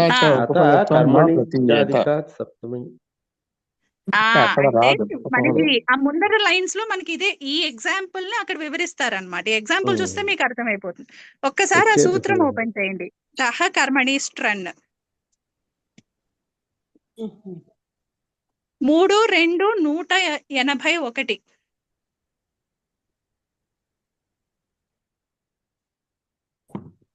3-2-181 అండి. 181. ధహ కర్మణి స్ట్రన్. సో ఇక్కడ మనకి ఇప్పటి వరకు మనం చూసుకున్న ప్రిన్సిపల్స్ ఇక్కడ అప్లై చేద్దాం. ఇక్కడ కర్మ అదే సప్తమి అంతంలో ఏ పదం చెప్పారు? కర్మణి అన్నారు. అది సప్తమి విభక్తి అంతము. సో దాని చేత నిర్దేశించబడినటువంటి కర్మవాచకానికి ఉపపద సంజ్ఞ వస్తుంది. తత్రోపపదం సప్తమి ఇష్టం. అంటే ఇప్పుడు మనము అంటే ఇందాకన చెప్పిన సతి సప్తమి ప్రతిసారి అప్లై అయితే గనక ఇక్కడ ఎలాంటి అర్థం వస్తుంది? కర్మ అయినటువంటి ఉపపదము ఉన్నప్పుడే ధాతువుకి కర్తృర్థంలో స్ట్రన్ అనే ప్రత్యయ విధానము. అర్థం అంతే కదా? మనము ఎప్పుడు ఇలాగే తీసుకుంటే ఇప్పుడు దానికి ఇస్తున్నారు. కానీ ఈ సూత్ర ప్రవర్తన ఇక్కడ కర్మణి అన్నది ఇక్కడ ఉపపదము గురించి చెప్పటం లేదు, ఇది కర్మార్థంలో అని చెప్తోంది. అంటే కర్మను అభిహితం చేయవలసి వచ్చినప్పుడు ధాతువు కంటే పరంలో స్ట్రన్. ఇవి ఎక్సెప్షన్స్. ఈ ఎక్సెప్షన్స్ ని మనము వ్యాఖ్యానాల ద్వారా తెలుసుకుంటాము. కానీ బై డిఫాల్ట్ మనము జనరల్ గా సతి సప్తమిని అక్కడ ఫాలో అవుతాం. ఎక్కడైతే ఆ సతి సప్తమి కాన్సెప్ట్ మిస్ అవుతోందో అక్కడ వ్యాఖ్యానాల ద్వారా మనకి దాని కరెక్ట్ సూత్ర ప్రవర్తన తెలుస్తుంది. కర్మణి ఉంది కదా అని ఉపపదం ఉన్నప్పుడు కర్మ ఉపపదంగా ఉన్నప్పుడు అక్కడ అర్థం చేసుకోకూడదు. అలాగా కర్మణి కారకే అన్నాడు వాడు, అందుకే కర్మ కారకంలో. ఇప్పుడు ఎందుకు చెప్పారు అంటే అక్కడ ఉపపదము అర్థములో అక్కడ లేదు. అక్కడ ఉపపదము అనే సంజ్ఞ ఉపపద అర్థము కాదు అక్కడ ఉన్నది. అక్కడ కర్మాన్ని అభిహితం చేసే కర్మార్థంలో ఉందంతే. అంటే ఇక్కడ కర్మణి ధహ కర్మణి స్ట్రన్ అనే సూత్రములో కర్మణి అన్నది సతి సప్తమి ప్రయోగము కాదు, వాక్య సప్తమి కర్మార్థంలో. అంటే మనకి బై డిఫాల్ట్ మనము ఉపపదము చెప్పాలి అనుకుంటే సతి సప్తమి ప్రయోగమే. అది ఉపపదము కాదు అన్నప్పుడు మాత్రమే వాక్య సప్తమి లేకపోతే అక్కడ ఆజ్ అప్లికబుల్ వస్తుంది. అంటే ఇప్పుడు నిర్దేశాలని చెప్తారు. ఈ దహ కర్మణి స్ట్రన్ లో ఈ కర్మార్థంలో చెప్పినటువంటి దానికి ఉపపదం లేదు, ఉపపద సంజ్ఞ లేదు. ఉపపద అర్థంలో కాదు ఇక్కడ కాన్సెప్ట్ లేదు. ఇక్కడ ఉన్నది కర్మార్థంలో అభిహితమైనటువంటి కర్మని తెలియజేసే అర్థంలో ఇక్కడ స్ట్రన్ ప్రత్యయం వాడుతున్నారు అని చెప్తున్నాడు. మళ్ళీ ఒకసారి ఇక్కడ ఉపపద హోదాలో ఇందాక మనకి తత్రోపస్థం దాంట్లో చెప్పినట్టు సతి సప్తమిలో వచ్చినటువంటిది కానీ ఉన్నటువంటిది కాదు. ఇక్కడ సప్తమి ప్రయోగంలో రాలేదు. కర్మణి అని ఒకే పదం ఉన్నా కర్మణి అన్న పదము సప్తమి విభక్తి అంత పదం అయినా కూడా ఇక్కడ వచ్చినటువంటి కర్మణి అనేటటువంటిది ఏంటంటే కర్మ అభివ్యక్తమైనప్పుడు మనకు వచ్చేటటువంటి కర్మ కారకంలో వ్యక్తమయ్యే స్థితిలో దాదాతుతో ఉన్నప్పుడు మాత్రమే స్టన్ ప్రత్యయం వస్తుంది అన్నది ఇక్కడ ఎక్స్ప్లెనేషన్. ఇక్కడ సతి సప్తమిది గాని కర్మణి అనేది ఉపపదముగా ఉన్నప్పుడు అని ఉపపద సంజ్ఞ ఉపపద పోర్ట్ఫోలియో ఇక్కడ లేదు. లేదు, ఉపపద సంజ్ఞ రాదు. ఎందుకు రాదు అంటే ఇక్కడ ఉన్న సప్తమి సతి సప్తమి కాదు, ఇక్కడ ఉన్న సప్తమి వాచ్య సప్తమి. వాచ్య సప్తమి, అందుకని వాచ్య సప్తమి అంటే కర్మార్థం. అర్థ సప్తమి అంటాం కదా, అర్థాన్ని చెప్తోంది అని. అంటే ఇక్కడ కర్మార్థం చెప్పేటప్పుడు సప్తమి విభక్తి కర్మ శబ్దముని చెప్పేటప్పుడు కర్మ శబ్దం కర్మణో కర్మణ అని చెప్పి కర్మణి అని ఇక్కడ వచ్చినప్పుడు ఆ క్రియ కర్మ పని అనే ద్వితీయ విభక్తిలో చెప్పే కర్మ కారకంలో చెప్పినటువంటి ప్రయోగం ఇది. కానీ అక్కడ నువ్వు మళ్ళీ పని అని డివేట్ అవ్వకూడదు. అక్కడ పని అని డివేట్ అయ్యావంటే అది క్రియ అని చెప్పేస్తుంది. అది పని కాదు. అంటే మనకి ఇదేంటంటే మనకి ఒక స్టాట్యుటరీ వార్నింగ్ లాగా చెప్తున్నారనమాట. ఎక్కడైతే ఉపపదము అనే కాన్సెప్ట్ ఉంటుందో అక్కడ సూత్రాలలో సతి సప్తమి ప్రయోగం, అక్కడ కనిపించే సప్తమి సతి సప్తమి మాత్రమే. ఎక్కడైతే సతి సప్తమి ప్రయోగము కాకుండా వేరే సప్తమి ఉంటుందో అక్కడ ఉపపదము ఉండదు, వాచ్య సప్తమి వస్తుంది అక్కడ. దీనికి మనకు ఇంకొక ఎగ్జాంపుల్ కూడా చూస్తే మీకు ఇది కూడా క్లియర్ అయిపోతుంది. ఇది పశవు అంటూ ఒక సూత్రం వస్తుంది. 3:2:25 3:2:25 3:2:25 ధృతినాథయో పశవు 3:2:25 భరతే ధృతినాథయో. ఓకే, ఓపెన్ చేశారండి అందరూ? ఇప్పుడు ఇక్కడ చూడండి ఎన్ని ఉన్నాయి అసలు సప్తమిలు. ధృతినాథయో సప్తమిలో ఉంది. పదాలుగా ఉన్నప్పుడు పశవు అనేది కూడా సప్తమిలో. ఇప్పుడు ఇది చూడండి, అక్కడ మనకి ఆ ధృతినాథయో అన్నది మాత్రమే సతి సప్తమి అన్నమాట. అందుకని అక్కడ మాత్రమే, అంటే ఆ ధృతి నాథ అనేవి ఉపపదాలుగా ఉన్న వాటికి ఉపపద సంజ్ఞ వస్తుంది అనమాట. అవి ఉన్నప్పుడు మాత్రమే హృ ధాతువుకి మనకి ఏం ప్రత్యయం, ఇన్న ప్రత్యయం అర్థంలో.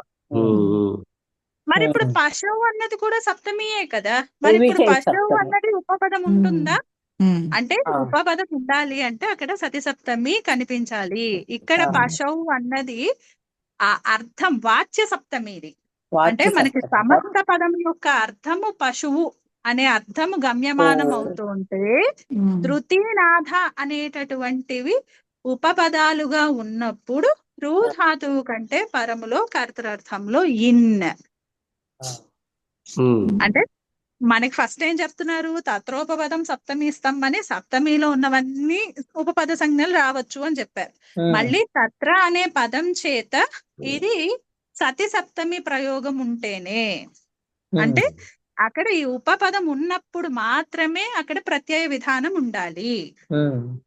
అలా ఎక్కడైతే సూత్ర ప్రవర్తన ఉంటుందో అక్కడ మాత్రమే ఉపపద సంజ్ఞ వస్తుంది. అంటే ప్రతి సప్తమి విభక్తి అంత పదానికి ఉపపద సంజ్ఞ రాదు. ఎక్కడైతే అది ఉపపదములాగా ఉండి అది ఉన్నప్పుడే ధాతువుకి ప్రత్యయ విధానం ఉంటుందో అప్పుడు మాత్రమే ఉపపద సంజ్ఞ. అంటే సతి సప్తమి ఉన్నప్పుడే ఉపపద సంజ్ఞ, అంతే. ఇంత కొరిలేషన్ జస్ట్ తత్ర అనే ఒక్క పదంతో చెప్తున్నారు. ఓకే ఓకే, ఒక్క క్వశ్చన్ లేదండి, ఇంత ఎక్స్ప్లెనేషన్ ఉంది. నీలేష్ గురు గారి ఆడియో వింటే ఇంత ఎక్స్ప్లెనేషన్ ఉంటుంది. తత్ర అండ్ స్థం ఈ రెండిటికి ఇంత ఎక్స్ప్లెనేషన్ ఉంది.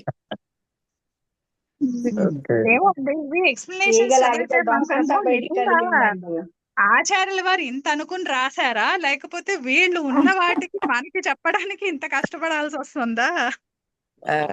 అంటే అండి ఇప్పుడు ఇంత ఎక్స్ప్లెనేషన్ కావాలి కదండి. ఇప్పుడు మీరు చెప్పారు, ఈ సూత్రం చెప్పారు, హరతేహే ధృతి నాతయో పశవు అన్నది. మరి ఇక్కడ ఉపపదము అన్న ఇది దేనికి ఇవ్వాలి? పశువుకి ఇవ్వాలా, ఈ ధృతి నాతయోకి ఇవ్వాలా అన్నది వస్తుంది కదండి. అది ఏ శబ్దమే తెలిస్తే మనము నెక్స్ట్ స్టెప్ చూడొచ్చు. థ్యాంక్స్ అండి, చాలా వివరంగా చెప్పారు. థ్యాంక్స్ అండి మీకు. మీరు ప్రశ్న ఇదే అండి అనంత్ గారు, నేను ఎప్పుడు చెప్పేది ముందుకు రండి, ప్రశ్న వేయండి, ఎక్కడ అర్థం కాలేదో అది అడగండి, మా అందరికి జవాబు వస్తుంది. ఇప్పుడు మన అందరికి వస్తుంది జవాబు. ఇప్పుడు చూడండి 2 సూత్రాలు ఎక్స్ట్రా యాడ్ అయ్యాయి. ఇది చూడండి, ఇది హరతేహి ధృతి నాతయోహ పశవు అన్న దగ్గర మనకు సప్తమి 2 కనిపిస్తున్నాయి కదా, 2 పదాలు. ఒకటి సప్తమి ద్వివచనం, ఇంకొకటి సప్తమి ఏకవచనం. ఇక్కడ ఉపపద సంజ్ఞ దేనికి ఇవ్వాలి అన్నది మనకు తెలియాలి కదా. అలాగే రెండిటికి వస్తుందా? మళ్ళీ ఆ డౌట్ కూడా ఉంటుంది కదా. రెండిట్లకి వస్తే అప్పుడు మళ్ళీ అందులో మళ్ళీ పూర్వ ఉపసర్జన సంజ్ఞలో ఏమైనా ఇచ్చుకోవాలా? అంటే ఏమో ఏం జరుగుతుందో మనకు తెలియదు. అంటే వ్యాలిడ్ అయితే ఉంది కదా పాయింట్. అప్పుడు ఏమైంది, మనకి పూర్తిగా అక్కడ సూత్ర ప్రవర్తననే మార్చేసిన వాళ్ళం అవునండి.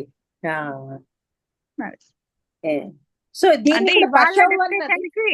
ఇన్ షార్ట్ లో ఏంటంటే మనకి ఫస్ట్ ఆఫ్ ఆల్ ఉపపద సమాసం ఎప్పుడు కూడా ఈ 3:1:91 ధాతోః అధికారంలో ఏ సూత్రాల చేత అయితే ఒక కండిషన్ లో, అంటే ఇది ఉన్నప్పుడు, ఈ ఉపపదము ఉన్నప్పుడు ధాతువు కంటే పరంలో ఈ కృత్ప్రత్యయము అని కృత్ప్రత్యయ విధాయక సూత్రాలు ఉంటాయో ఆ సూత్రాలలో నిర్దేశించబడినటువంటి ఉపపదము ఉన్నప్పుడు మాత్రమే ప్రత్యయ విధానము, అలాగే ఆ ఉపపదము ఉన్నప్పుడు ఏ కృత్ప్రత్యయం అయితే చేరుస్తున్నామో ఆ కృదంత ప్రాతిపదికకి ఆ ఉపపదానికి సమాసము. అంటే ఇది ఏదో ఒక ఉపపదానికి ఏదో ఒక కృదంతానికి కాదు. ఈ ప్రతి 3:1:91 నుంచి మీరు రెగ్యులర్ గా ఇప్పుడు చూస్తూ ఉంటే మీరు సూత్రాలు ఎక్కడెక్కడ మనకి ధాతు నిర్దేశాలు జరిగి ఎక్కడెక్కడైతే కృత ప్రత్యయాలు విధించామో అక్కడ ప్రతి చోట కూడా మనకు అండర్లైన్ లో ఉపపద సమాసం ఉంది. ఉపపదం ఐడెంటిఫై చేయాలి ఫస్ట్. ఆ ఉపపదంతో ఈ కాంటెక్స్ట్ లో మనకి ధాతువుకి ఏ సూత్రం చేత కృత్ప్రత్యయం విధిస్తున్నాము ఆ సూత్రాన్ని పికప్ చేయాలి. ఆ సూత్రాన్ని చూపిస్తూ ఈ ఉపపద సంజ్ఞ ఇవ్వాలి. అంటే ఇప్పుడు కుంభం కరోతి అనేటటువంటి విగ్రహవాక్యం, ఈ కుంభం వద్దులేండి, ఇంకా భాష్యం కరోతి అనేటటువంటి విగ్రహవాక్యం. సో ఇప్పుడు ఇక్కడ మనకి మామూలుగా అర్థమవుతోంది కరోతి అనే క్రియాపదానికి ఈ భాష్యం అనేది కర్మపదం అవుతోంది అని. సో ఇప్పుడు మనకి కర్మ ఉన్నప్పుడు ఈ క్రూ ధాతువు కంటే పరంలో ఏ కృత్ప్రత్యయాన్ని విధించాలి అని ఫస్ట్ ఆలోచన. ఇప్పుడు కర్మణ్యన్ అన్నది మన మైండ్ లోకి వచ్చింది. అప్పుడు కర్మణ్యన్ను చూసుకుని ఆ కర్మణ్యన్ సూత్రములో సప్తమిలో ఏది చెప్పారు? సప్తమి విభక్తి అంత పదం ఏంటి? కర్మణి. ఆ సప్తమి విభక్తి చేత నిర్దేశించబడినటువంటి ఏమైంది? కర్మ. అంటే ఇక్కడ కేవలము కర్మ అనే శబ్దమా లేదా కర్మ అనే సంజ్ఞనా? కర్మ అనే సంజ్ఞ ఉన్నటువంటి శబ్దం. మరి ఇప్పుడు డైరెక్ట్ గా కర్మ కారకానికి ఇస్తున్నాము అంటే అర్థం ఏంటి? ఆ కర్మ సంజ్ఞ దేనికైతే వస్తోందో ఆ కర్మ వాచకానికి ఉపపద సంజ్ఞ. అంటే ఇప్పుడు కేవలం కర్మ అనేటటువంటి దానికి కాదు ఇక్కడ ఉపపద సంజ్ఞ జరిగేది. ఎక్కడైతే మనకి కర్మ సంజ్ఞ విధిస్తామో, దేనికైతే కర్మ సంజ్ఞ విధిస్తామో అది కర్మ పదం అవుతుంది. ఆ కర్మ పదానికి ఉపపద సంజ్ఞ, కర్మవాచకానికి ఉపపద సంజ్ఞ. అందుకనే ఇక్కడ మన లౌకిక విగ్రహ వాక్యంలో దాన్ని కొరిలేట్ చేసుకుంటున్నాం. ఇప్పుడు భాష్యం కరోతి అని చెప్పి ఇక్కడ భాష్యం అనే దానికి కర్మ సంజ్ఞ ఉంది అంటే ఇది కర్మ పదం అయింది. ఇలా ఉన్నటువంటి కర్మ పదమే కర్మణ్యన్ అనే సూత్రంలో అదే సప్తమి విభక్తిలో నిర్దేశించబడింది. కాబట్టి ఇక్కడ తత్రోపపదం సప్తమి స్థం అనే సూత్రం చేత కర్మ పదమైనటువంటి భాష్యానికి ఉపపద సంజ్ఞ. అలాగే ఈ ఉపపద సంజ్ఞ ఉన్నప్పుడు, ఉపపదము ఉన్నప్పుడు, భాష్యం అనేటటువంటి కర్మపదము ఉపపదముగా ఉన్నప్పుడు క్రూధాతువు కంటే పరంలో కర్మణ్యన్ అనే సూత్రం చేత అన్న ప్రత్యయము విధిస్తూ ఉండగా, ఎప్పుడైతే అక్కడ అన్న వచ్చిందో వెంటనే మనకి ఇక్కడ ఈ భాష్య అనేటటువంటి కర్మకి ఇప్పుడు ఏ విభక్తి రావాలి? అక్కడ అన్న ప్రత్యయం ఏ అర్థంలో విధిస్తున్నాము? కర్తృర్థంలో విధిస్తున్నాం. అంటే అక్కడ కర్త అభిహితం అయిపోయాడు. కర్త గురించి చెప్తుంది ఇప్పుడు అన్ ప్రత్యయాంతము. మరి ఇప్పుడు కర్మ అనభిహితం అయిపోయింది. అందుకని కర్త కర్మ. అప్పుడు అనభిహిత కర్మ అయినటువంటి భాష్యానికి అన్ అనే కృత్ ప్రత్యయ యోగంలో కర్తృకర్మణోహ కృతి అనే సూత్రం చేత షష్ఠీ విభక్తి విధించగా ఇప్పుడు మనం ఫస్ట్ టైం అలౌకిక విగ్రహవాక్యం రాస్తాం. ఇప్పటి వరకు లౌకిక విగ్రహవాక్యం రాసాం, ఇప్పుడు అలౌకిక విగ్రహవాక్యం రాస్తాం. భాష్య నస్ క్రూ అన్ని. ఇక్కడ నుంచి మీరు రెండు రకాలుగా చేసుకోవచ్చు. ముందర కృదంతానికి కావాల్సి వచ్చినటువంటి కార్యాలన్నీ చేసేసుకుని కృదంత ప్రాతిపదిక తెచ్చుకుని అప్పుడు సమాసం చేసుకోవచ్చు. లేదు, ఈ స్థితిలోనే మీరు కావాలంటే సమాసం చేసేసుకుని ఫాలో అప్ కార్యాలు కూడా చేసుకోవచ్చు. It is up to you. అంటే క్రూ అన్న ఉన్నప్పుడు ఈ స్థితిలోనే మనము క్రూ అన్నని కార్యాలు చేసుకుని కారా చేసుకోవచ్చు. అప్పుడు కుంభ నస్సు కారా అయింది. ఇప్పుడు ఈ కారా అనేటటువంటి కృత్ ప్రత్యయము ఈ భాష్యం అనేటటువంటి ఉపపదం ఉన్నప్పుడే వచ్చింది కదా. ఆ కండిషన్ కూడా మనకి సెట్ అయిపోయింది. అంటే ఇప్పుడు ఇక్కడ సమర్థత ఉంది ఈ భాష్యం అనేటటువంటి ఉపపదానికి, అలాగే ఈ కార అనేటటువంటి కృదంతానికి సమర్థత ఉంది. ఒక్క నిమిషం ఆపుతున్నానండి, ఒక్క నిమిషం. ఇప్పుడు మీరు ఇక్కడ కార అన్నారు కదా, కార అన్నప్పుడు గ్రామాటికల్ గా ఇక్కడ భాష్యం అనొచ్చా? ఆహా, భాష్య నస్సే. ఎందుకంటే మీరు ఎప్పుడైతే అక్కడ అన్న పెట్టారో ఇక్కడ అసలు అన్న ప్రసక్తి లేదు. లేదు, ఓకే, భాష్యం అస్సనే చెప్పాలి అంతే. ఓకే, అర్థమైంది. ఓకే, ఇది ఫస్ట్ మెథడ్. భాష్యాస్ అండ్ కార. ఇప్పుడు ఈ భాష్యానస్ అన్నది మనకి కర్మ అయినటువంటి ఉపపద సంజ్ఞ, కర్మ అయినటువంటి ఉపపదం అది. కాబట్టి ఉపపదం అదింగ్ అనే సూత్రం చేత ఈ భాష్యం అనేటటువంటి ఈ ఉపపదం ఏదైతే ఉందో అది సుబంతమైనటువంటి ఉపపదము కృదంత సమర్థవంతమైన కృదంత ప్రాతిపదికతోనే నిత్యంగా సమసిస్తుంది. అందుకనే అక్కడ మనము కార అన్న స్థితిలోనే ఇక్కడ సమాసము. ఇక్కడ మనం కారహ చేయట్లేదు, అది గమనించండి. అక్కడ కారహ చేయట్లా, మనం అక్కడ సుప్రత్యయాలు ఏమీ చేర్చట్లా, ప్రాతిపదిక స్టేజ్ లోనే సమాసం. ఇప్పటి వరకు మనం చూసిన సమాసాలన్నిటికీ ఉత్తర పదంలోని పూర్వ పదంలో రెండిట్లోనే సుప్రత్యయాలు చేర్చుకున్నాకే సమాసం చేశాం మనం. కుత్సిత పురుష అన్న చోట కూడా కుత్సితార్థంలో కు అనేటటువంటి అవ్యయము, కూసు పురుషాసు, ఈ స్థితిలో సమాసం. ఎందుకంటే రెండు సుప్పులు కాబట్టి, రెండు సుబంతాలు కాబట్టి. కానీ ఉపపదం నథింగ్ మాత్రము, ఉపపదము సుబంతము, ఉత్తర పదము కృదంతము, అది ప్రాతిపదికే. అందుకని కుంభానస్సు కార. అంటే దీన్ని సహసుపాన ఆ సూత్రానికి ఇది ఎక్సెప్షన్. అది నివృత్తి, అది నివృత్తి అయిపోయింది. అధికారం ఇక్కడ పనిచేయట్లా. Okay okay.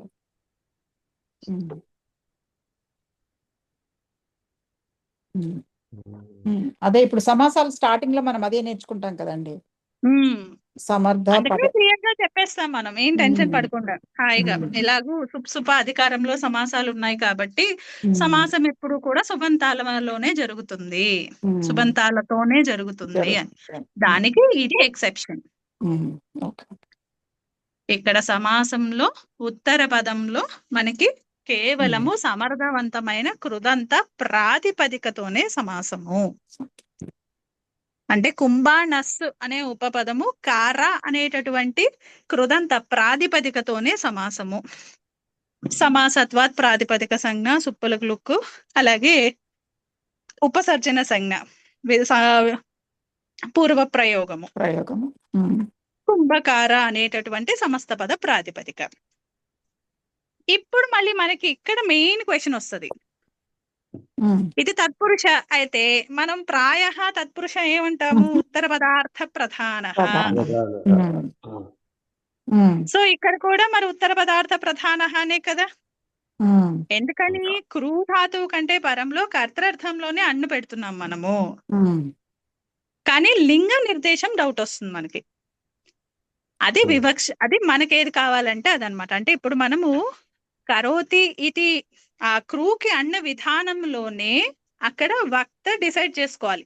ఇప్పుడు మనం పుల్లింగంలో చెప్దాం అనుకుంటున్నామా, ఇప్పుడు స్త్రీలింగంలో చెప్దాం అనుకుంటే దానికి సపోర్టివ్ స్త్రీ ప్రత్యయాన్ని చేర్చుకోవాలి. ఇప్పుడు లింగం తెలియాలి కదా మనకి. ఇప్పుడు ఉత్తర పదార్థ లింగము అని చెప్పాలి అంటే కృదంతానికి ఏం చెప్పదు కదా. అది అన్ని కేవలం కర్త మాత్రమే చెప్తుంది అంతే. కానీ ఆ కర్త పుంలింగమా నపుంసకలింగమా స్త్రీలింగమా అన్నది అన్ప్రత్యయాంతం చెప్పలేదు, అది మనమే చెప్పాలి. కాబట్టి ఇక్కడ పరవల్లింగం ద్వంద్వ తత్పురుషయోహో అన్నది ఇక్కడ సూత్రపరంగా అది ప్రస్తావన లేదు.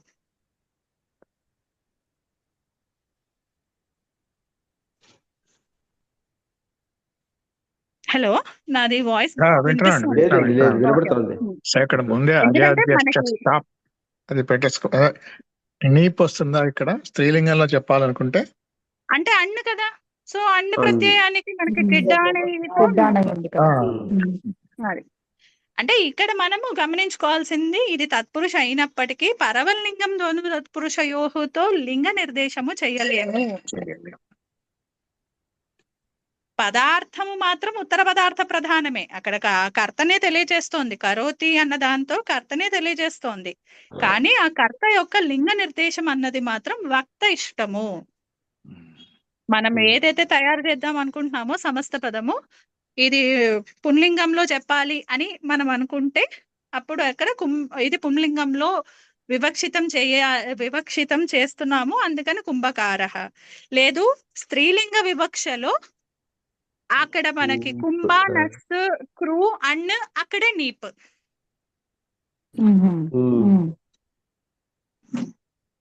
అంటే టు ద టీ ఫాలో అవ్వాలి అనుకుంటే అక్కడ అన్ప్రత్యయ విధానంలోనే అన్ను ప్రత్యయం చేర్చిన వెంటనే నీప్ చెప్పేయచ్చు. అక్కడ నేను ఇప్పుడు ఈ సమస్త పదాన్ని బిల్డ్ చేసేది నేను ఒక స్త్రీని చూపించడానికి బిల్డ్ చేస్తున్నాను, సో స్త్రీత్వ వివక్షలో ఇక్కడ నీప్ వస్తుంది అని అక్కడ చెప్పచ్చు. లేదు అంటే ఈ సమస్త పదం తయారు చేసేసి కుంభకార లేదా భాష్యకార అయిన తరువాత ఇక్కడ స్త్రీత్వ వివక్షలో నీప్ ఎలా అయినా చేయొచ్చు. కానీ ఎసెన్షియల్ గా గమనించుకోవాల్సింది ఇక్కడ పరవల్లింగం ద్వంద్వ తత్పురుషయోహో అన్నది ఇక్కడ అసలు సూత్ర ప్రస్తావన లేదు. ఎందుకు లేదు? సింపుల్ రీజన్, ఉత్తర పదము సుబంతము కాదు కాబట్టి. ఉత్తర పదం ఏమైంది? కృదంత ప్రాతిపదిక అయింది.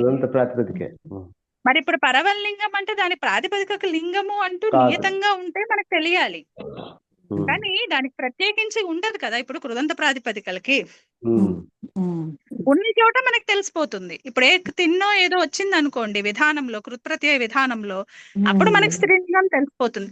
కానీ అవన్నీ ఇక్కడ ఉన్నాయా? ఆ వాటితో సమాసం వస్తే అప్పుడు మనకు అది తెలుస్తుంది, ఉపపద సమాసం. తిన్న పోర్ట్ఫోలియో ఉందా మనకి?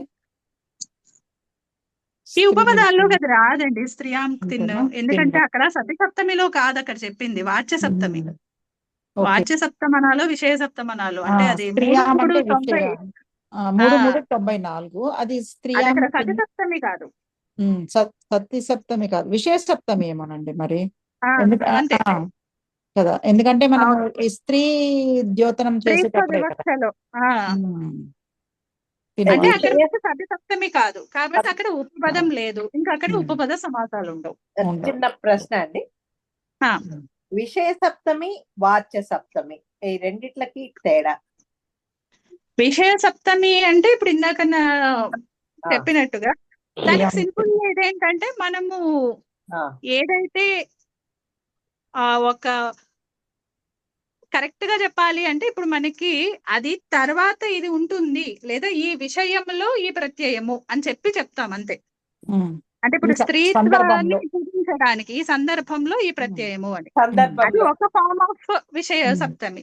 రెండవ ఫార్మ్ ఆఫ్ విషయ సప్తమి ఏంటి అంటే ఈ వివక్షలో చిత్త ప్రత్యయ భిన్నమైనటువంటి ప్రత్యయము విధిస్తాను అనేటటువంటి వివక్షలో ప్రత్యయ విధానం కన్నా పూర్వమే కార్యాలు చేసుకోవడం, అది సెకండ్ ఫార్మ్ ఆఫ్ విషయ సప్తమి. వాచ్య సప్తమి అంటే అర్థం చెప్పడం, అంతే. ఇప్పుడు కర్మణి అంటూ ఇందాక ధహ కర్మణి అక్కడ అర్థం అంటే కర్మార్థంలో ఉంది అని చెప్పడం. రెండవ ఫార్మ్ ఆఫ్ వాచ్య సప్తమి మనం హరతే చూసాం కదా, పశువు అని. అంటే పశువు అనేటటువంటి అర్థం తెలుస్తున్నప్పుడు, పశువు అనేటటువంటి అర్థం తెలుస్తున్నప్పుడు ఇది వాచ్య సప్తమి. ఆ రెండు వాచ్య సప్తంలోకి వస్తాయి. ఈ రెండు కాంటెక్స్ట్ లో విషయ సప్తంలోకి వస్తాయి. ఈ విషయంలో లేదా ఇది చెయ్యాలి అని చెప్తున్నప్పుడు వాచ్య సప్తమి. అంతే అంతే. పరసప్తమి స్ట్రైట్ ఫార్వర్డ్, సంహితాయాం అవ్యవహిత. నిమిత్తం ఏంటి? పరసప్తమికి నెక్స్ట్ స్టెప్. ప్రత్యయం ఉంటుంది కానీ అవ్యవహిత పరంలో ఉండదు, మధ్యలో వ్యవధానం ఉంటుంది. అలా ఉన్నా సరే కార్యాలు చేయడం నిమిత్త సప్తమి. అంటే ఇప్పుడు మనము గుణవృద్ధులు, అంగానికి గుణవృద్ధులు చేస్తాం చూడండి, అది పుగంత లఘు ప్రత్యయ చూడండి, పరంలో ఉంటుంది కదా. ఆర్థధాతుక ప్రత్యయము పరంలో ఉంటుంది, అంగములో ఉపధాలో ఉంది, అంటే అవ్యవహితంగా లేదు, మధ్యలో ఆ అంత్య వర్ణం ఇంకోటి ఉంది. అలా ఉన్నప్పుడు కూడా కిత్తైన్ మనకి అక్కడ గుణం జరుగుతోంది. అంటే పరానికి ఇంకొక స్టెప్. పరసప్తమి అంటే సంహితలో ఉండాలి. ఆ సంహితలో అంటే సంహితకి నెక్స్ట్ లెవెల్ ఏంటి? మధ్యలో కొంత వ్యవధానం ఉన్నప్పటికీ ప్రత్యయ విధానం తర్వాతే కార్యం జరుగుతోంది, అది నిమిత్త సప్తమి. ప్రత్యయ విధానం జరగకుండానే పూర్వం అంటే వివక్షలో ముందర కార్యాలు చేస్తే విషయ సప్తమి. సతి సప్తమికి కార్యాలకి సంబంధం లేదు. సతి సప్తమి ఏంటంటే మనకి ఇది ఉన్నప్పుడు మాత్రము ఈ సూత్రం ప్రవర్తిస్తుంది అని చెప్తుంది, అంతే. అంతేగాని అది డైరెక్ట్ గా నిర్దేశం చెప్పదు. ఇప్పుడు అక్కడ కర్మణి అన్నది అన్న ప్రత్యయాన్ని కర్మణి ఏం చెప్పదు కదా, అదేం చేయదు. కానీ ఏం చెప్తుంది? అది కర్మ పదము ఉపపదముగా ఉన్నప్పుడే అక్కడ సూత్రం ప్రవర్తింపజేస్తాను, అది సతి సప్తమి. అది సతి సప్తమి. సో ఇప్పుడు సప్తమిలో వాచ్య సప్తమి, సతి సప్తమి, విషయ సప్తమి, పరసప్తమి, నిమిత్త సప్తమి. నాలుగేనండి. కాదు, విషయ సప్తమి, పరసప్తమి, నిమిత్త సప్తమి, సతీ సప్తమి అంతే. ఏదైతే ఉందో అదే సతీ సప్తమి అండి, అంతే కదా. ఏంటండి మళ్ళీ చెప్పండి. విషయ సప్తమి అండి ఒకటి, పరసప్తమి, నిమిత్త సప్తమి, తర్వాత సతీ సప్తమి. ఇప్పుడు కొత్తగా వాచ్య సప్తమి అన్న మాట ఈ రోజు విన్నాం. వాచ్య సప్తమి అందులో ఏదో ఒకటై ఉంటుందేమో. వాచ్య సప్తమి ఈ అర్థ సప్తమి రెండు ఒకటే అండి. అర్థ సప్తమి అంటే ఇప్పుడు ఈ సంజ్ఞాయాం అంటాం కదా, ఇప్పుడు కొన్ని సూత్రాలలో సమాస విధాయక సూత్రాల్లోనే చూస్తాము. లేదా మనం రీసెంట్ గా కృత్ ప్రకరణంలో పూర్వకృదంతంలో నవీన్ గారు చెప్పారు ఇది మనకి. ఏది జిగ్రతే సంజ్ఞాయాం నా ఇది వాచ్యం అనే వార్తికం. అక్కడ సంజ్ఞాయాం అన్నది సప్తమి. ఏ సప్తమి ఏం చెప్తోంది దాని ఉద్దేశము అంటే మన ఏదైతే ప్రత్యయం చేరుస్తున్నామో అది ఆ సమస్త పదము సంజ్ఞ అయినప్పుడు మాత్రమే, అంటే సంజ్ఞార్థంలో అది వాచ్యమైందనమాట.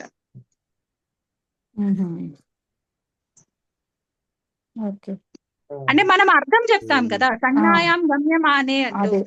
లేదా ఇంకా ఈజీగా అందరికి కామన్ గా తెలిసినది ఇప్పుడు మనకి తద్దితార్థోత్తర పద సమాహారే చ అనే సూత్రం ఉంది ద్విగు సమాసాల్లోది. ఒకసారి అది తీయండి ఒకసారి. ఎంత ఇది సంఖ్యా పూర్వ ద్విగుకి పూర్వ సూత్రం. ఇది 2:1:51 అండి. 2:1:51. సో అక్కడ మనకి ఏముంది, 2:1:51 ఓపెన్ చేయండి. తద్దితార్థ ఉత్తరపద సమాహారే చ అంటే ఇక్కడ ఇతరేతర ద్వంద్వం ఉంది, ఇతరేతరం కాదు, ఇక్కడ సమాహార ద్వంద్వం ఉంది. తెలుస్తోందా? ఓకే. సో ఇప్పుడు చూద్దాం. అక్కడ చూడండి, ఇక్కడ తద్దితార్థ అన్నది మనకు తెలుస్తోంది. అర్థము అంటే ఏంటి, తద్దితార్థము గమ్యమ అంటే ఆ విషయంలో, తద్దితార్థ విషయంలో అంటే ఇప్పుడు ఒక అర్థం తీసుకున్నాము, అది ఆ అర్థంలో తద్దిత ప్రత్యయము విధించబోతూ ఉండగా దానికి ముందర మనము ఈ ద్విగు చేస్తున్నాం అన్నమాట. మన అల్టిమేట్ ఎయిమ్ తద్దిత ప్రత్యయం విధించాలి. దానికి గ్రౌండ్ వర్క్ లాగా మనం ఇది ప్రిపేర్ చేసుకుంటున్నాం. అక్కడ యాజ్ అప్లికబుల్ తదిత ప్రత్యయ ద్విగు సమాసం చేస్తున్నాం అన్నమాట. అంటే ఈ తదితార్థంలో ఒక ఎగ్జాంపుల్ చూస్తే క్లియర్ అయిపోతుంది. చూడండి, పూర్వస్యాం శాలాయాం భవః అంటే అక్కడ తత్ర భవార్థంలో చెప్పాలనుకుంటున్నాం. ఆ పూర్వ దిక్కున ఉన్నటువంటి ఆ గదిలో ఉన్నవాడు అని చెప్పాలి. మనం ఎవరైతే ఉన్నారో వాడిని చెప్పాలి. అక్కడ తత్ర భవార్థంలో తదిత ప్రత్యయాన్ని విధించాలి అని అనుకుంటున్నాం. అప్పుడు మనకు అక్కడ పూర్వస్యాం శాల ఆ తత్ర భవార్థంలో సప్తమిలో వస్తుంది కదా, అందుకని పూర్వస్యాం శాలాయాం భవః అన్నది మనకి విగ్రహవాక్యం తెలుస్తోంది. ఇక్కడ మనకి తదిత ప్రత్యయం విధించాలి అంటే ముందర ఈ పూర్వస్యాం శాలాయాం అన్నదానికి ఒక రెండిటికి కలిపి సమస్త పదం చేసి ఆ ప్రాతిపదిక కంటే పరంగా మనం తదిత ప్రత్యయాన్ని విధించాలి.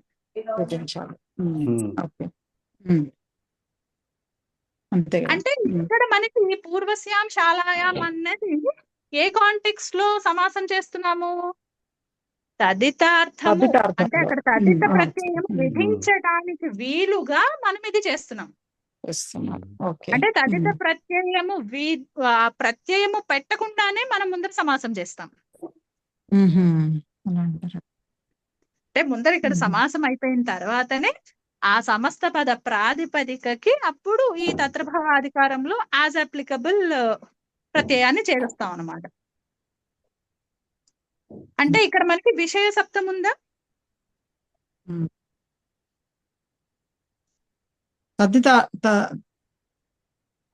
ఇక్కడ తదితార్థ అన్న సప్తమిలో అక్కడ విషయ సప్తం తెలుస్తోంది మనకి.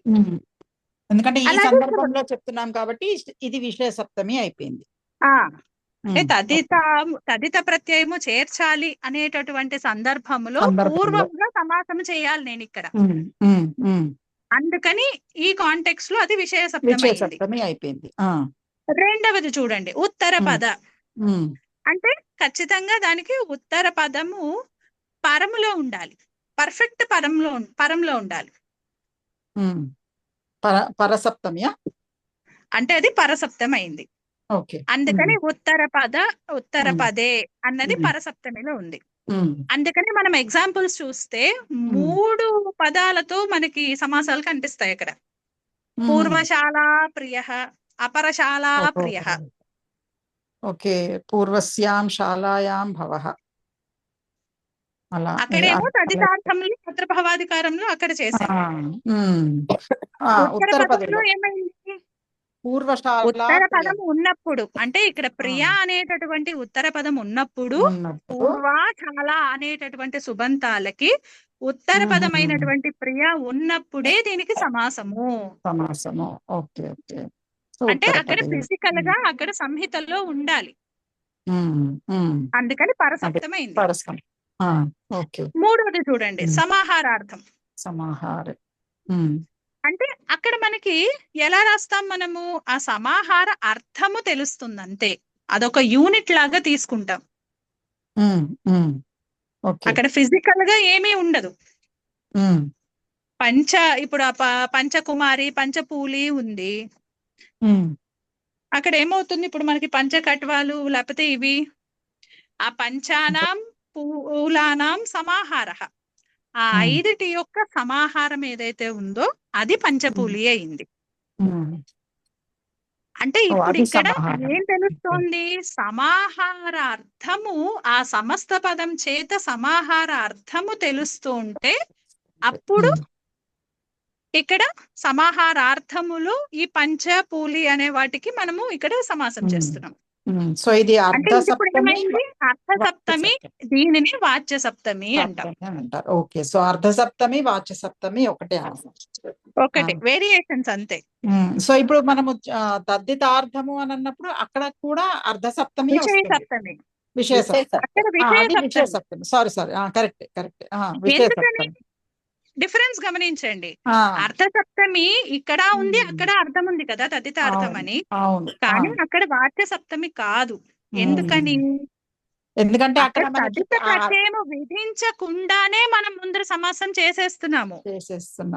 అండ్ ఇంకొక డిఫరెన్స్ ఏంటి అంటే అక్కడ మనకి ఆ అర్థం ఇది చెప్పబడట్లేదు, ఆ ద్యోతనం కావట్లేదు, ద్యోతనం అవుతోంది, తదితార్థంలో చేస్తున్నాం మనం. కానీ మనం చేసేది ఇప్పుడు ఈ సమాహారార్థము అంటే మనకి విగ్రహవాక్యంలోని సమాసములోనే మనకి అర్థం కూడా ఇమ్మడిపోయింది సమాహారార్థం కదా. పంచానాం పులానం సమాహార, పంచానాం వటానాం సమాహార పంచవటి, ఆ సమాహారార్థముతోనే మనం సమాసం చేస్తున్నాము. అంతేగాని సమాహార విషయంలో అంటే నేను తర్వాత ఏదో చేస్తాను ఈ విషయాన్ని చెప్పడానికి అని కాదు. ఇక్కడ తద్దితార్థంలో ఏమైంది, ఆ తద్దితార్థం అన్నది సమాసం చేత తద్దితార్థం తెలియదు. ఆ తత్రభావార్థం ఏదైతే మనం చెప్పాలనుకుంటున్నామో అది సమస్త పదం చెప్పదు. పూర్వస్యాం శాలాయాం అన్న దానికి సమాసం చేస్తే ఈ సమస్త పదము ఆ తత్రభావార్థాన్ని చెప్పదది, కేవలము తత్రభావార్థము చెప్తాను అనేటటువంటి వివక్షలో ముందర మనం సమాసం చేస్తున్నాం. స్లైట్ డిఫరెన్స్, కరెక్ట్, అర్థమైంది. అంటే అది కమ్యూనికేట్ చెయ్యాలి. ఇక్కడ తద్దితార్థము అంటే అర్థము, ఇక్కడ తద్దిత ప్రత్యయము ఏ కాంటెక్స్ట్ లో అయితే విధిస్తున్నామో అది సమస్త పదం చెప్పేస్తోందా, అది చెప్పదు కదా. తద్దితార్థాన్ని సమస్త పదం చెప్పేస్తే ఇంకా మళ్ళీ ఎందుకని ఇంకోసారి ప్రయోగించాలి మనం, అంతే కదా. ఇప్పుడు ఆ రూల్స్ అయితే మనకి చెప్తారు కదా. ఇప్పుడు మధ్వర్థాలు ఉన్నాయి, బహువ్రీహిలు ఉన్నాయి, రెండు ఒకే అర్థాల్లో వస్తున్నాయి కదా. మధ్వర్థాలు తదిత ప్రత్యయాలు, కానీ ఉన్నవి కలిగినది కలిగినవాడు అనే అర్థంలోనే వస్తోంది. సమాహారాలు మధ్వర్థాలను రిప్రజెంట్ చేయడానికి బహువ్రీహి ఉంది, బహువ్రీహి కూడా ఉంది. ఒకదాన్ని ఒకటి క్లాస్ చేయకూడదు. ఇది ఆల్రెడీ చెప్పేస్తే మళ్ళీ చెప్పేసిన దానికి మళ్ళీ అలాంటి దాంట్లోనే ఇంకో ప్రత్యయం చేర్చకూడదు. స్వరూప విధి వాటిలోకి వస్తాయి కదా ఇవి కూడా కొన్ని. ఈ కాన్సెప్ట్ ఎక్కడో అక్కడ చూసినట్టుంది. వాసరూప విధిలోనా వాసరూప విధి కాదండి, అంటే ఈ మత్తుపు ప్రత్యయాల్లోనే ఒకదానికొకటి మనం ఇప్పుడు ఆ గుణ అస్తి ఇది గుణవాన్ అని చెప్పి మళ్ళీ గుణవాన్తో మళ్ళీ వతుప్పు చెప్పి అలా స్వరూపాలు చెప్పకూడదు కదా. మళ్ళీ వేరే అంటే ఇంకో ప్రత్యయాలు ఏవో చేర్చుకోవాలి అక్కడ. అంటే ఇప్పుడు గుణవానికి మళ్ళీ మతుప్పు చెప్పడానికి లేదు,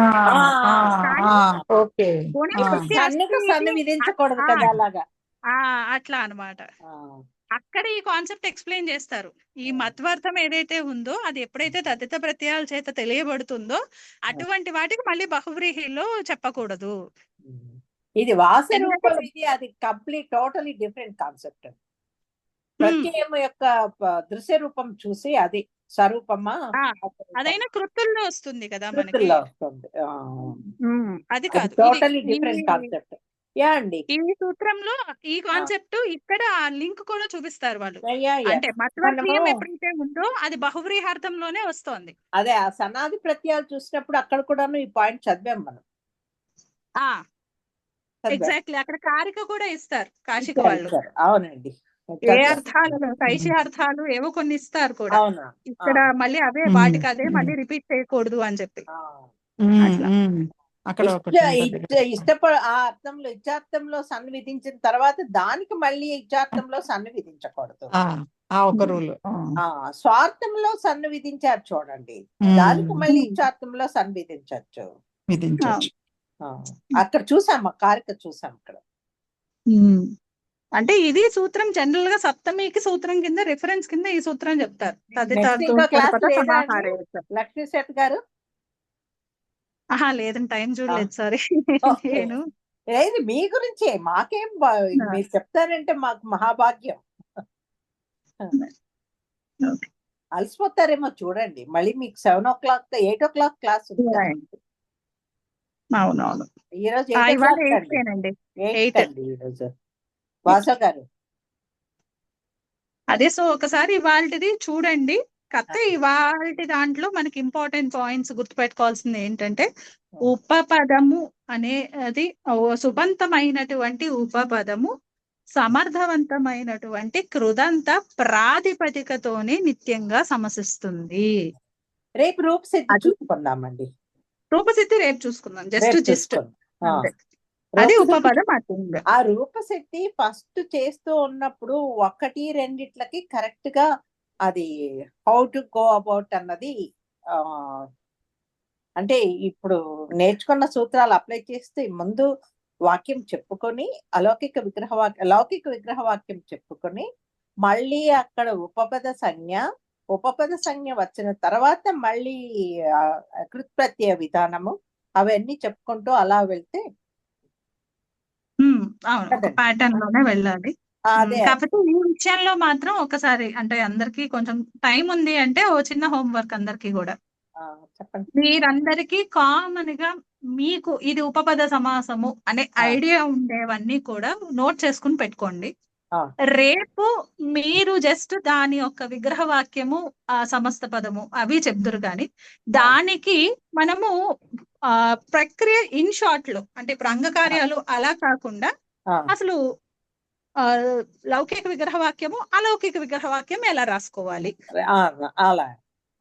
అక్కడ వరకు చూసుకుందాం. సో అందరూ ఈ కుంభకారహాన్ని వదిలేసేయండి, అన్ని వదిలేసేయండి. ఈ కర్మణ్య అన్న సూత్రం వదిలేసి మిగిలిన సూత్రాలలో మీకు నచ్చినవి ప్రతి ఒక్కళ్ళు ఒక 2 3 మీ ఇష్టం ఏదైనా ఒకటి పెట్టుకోండి. కర్మణ్యాన్ని మాత్రం వద్దు.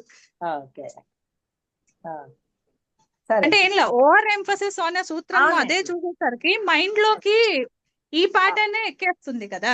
అదే డిఫరెంట్ సూత్రాలు చూసాం అనుకోండి, అసలు ఇప్పుడు ఏ సూత్రంలో అసలు నిజంగా అక్కడ ఉపపదం ఉంది, ఒకవేళ 1 కాదు 2 సప్తములు వస్తే ఇప్పుడు మనం ఏది తీసుకోవాలి అలాంటివన్నీ కూడా తెలుస్తాయి కదా. అందుకని డిఫరెంట్ తీసుకోండి. అందరూ తలా ఒక 2 ఏమి ఇష్టమైనటువంటి సూత్రాలు తీసుకుని 2 ఉపపద సమాసాలు రాసుకోండి. అవి మనము నెక్స్ట్ 2 క్లాసెస్ లో అది డిస్కస్ చేసుకోవచ్చు.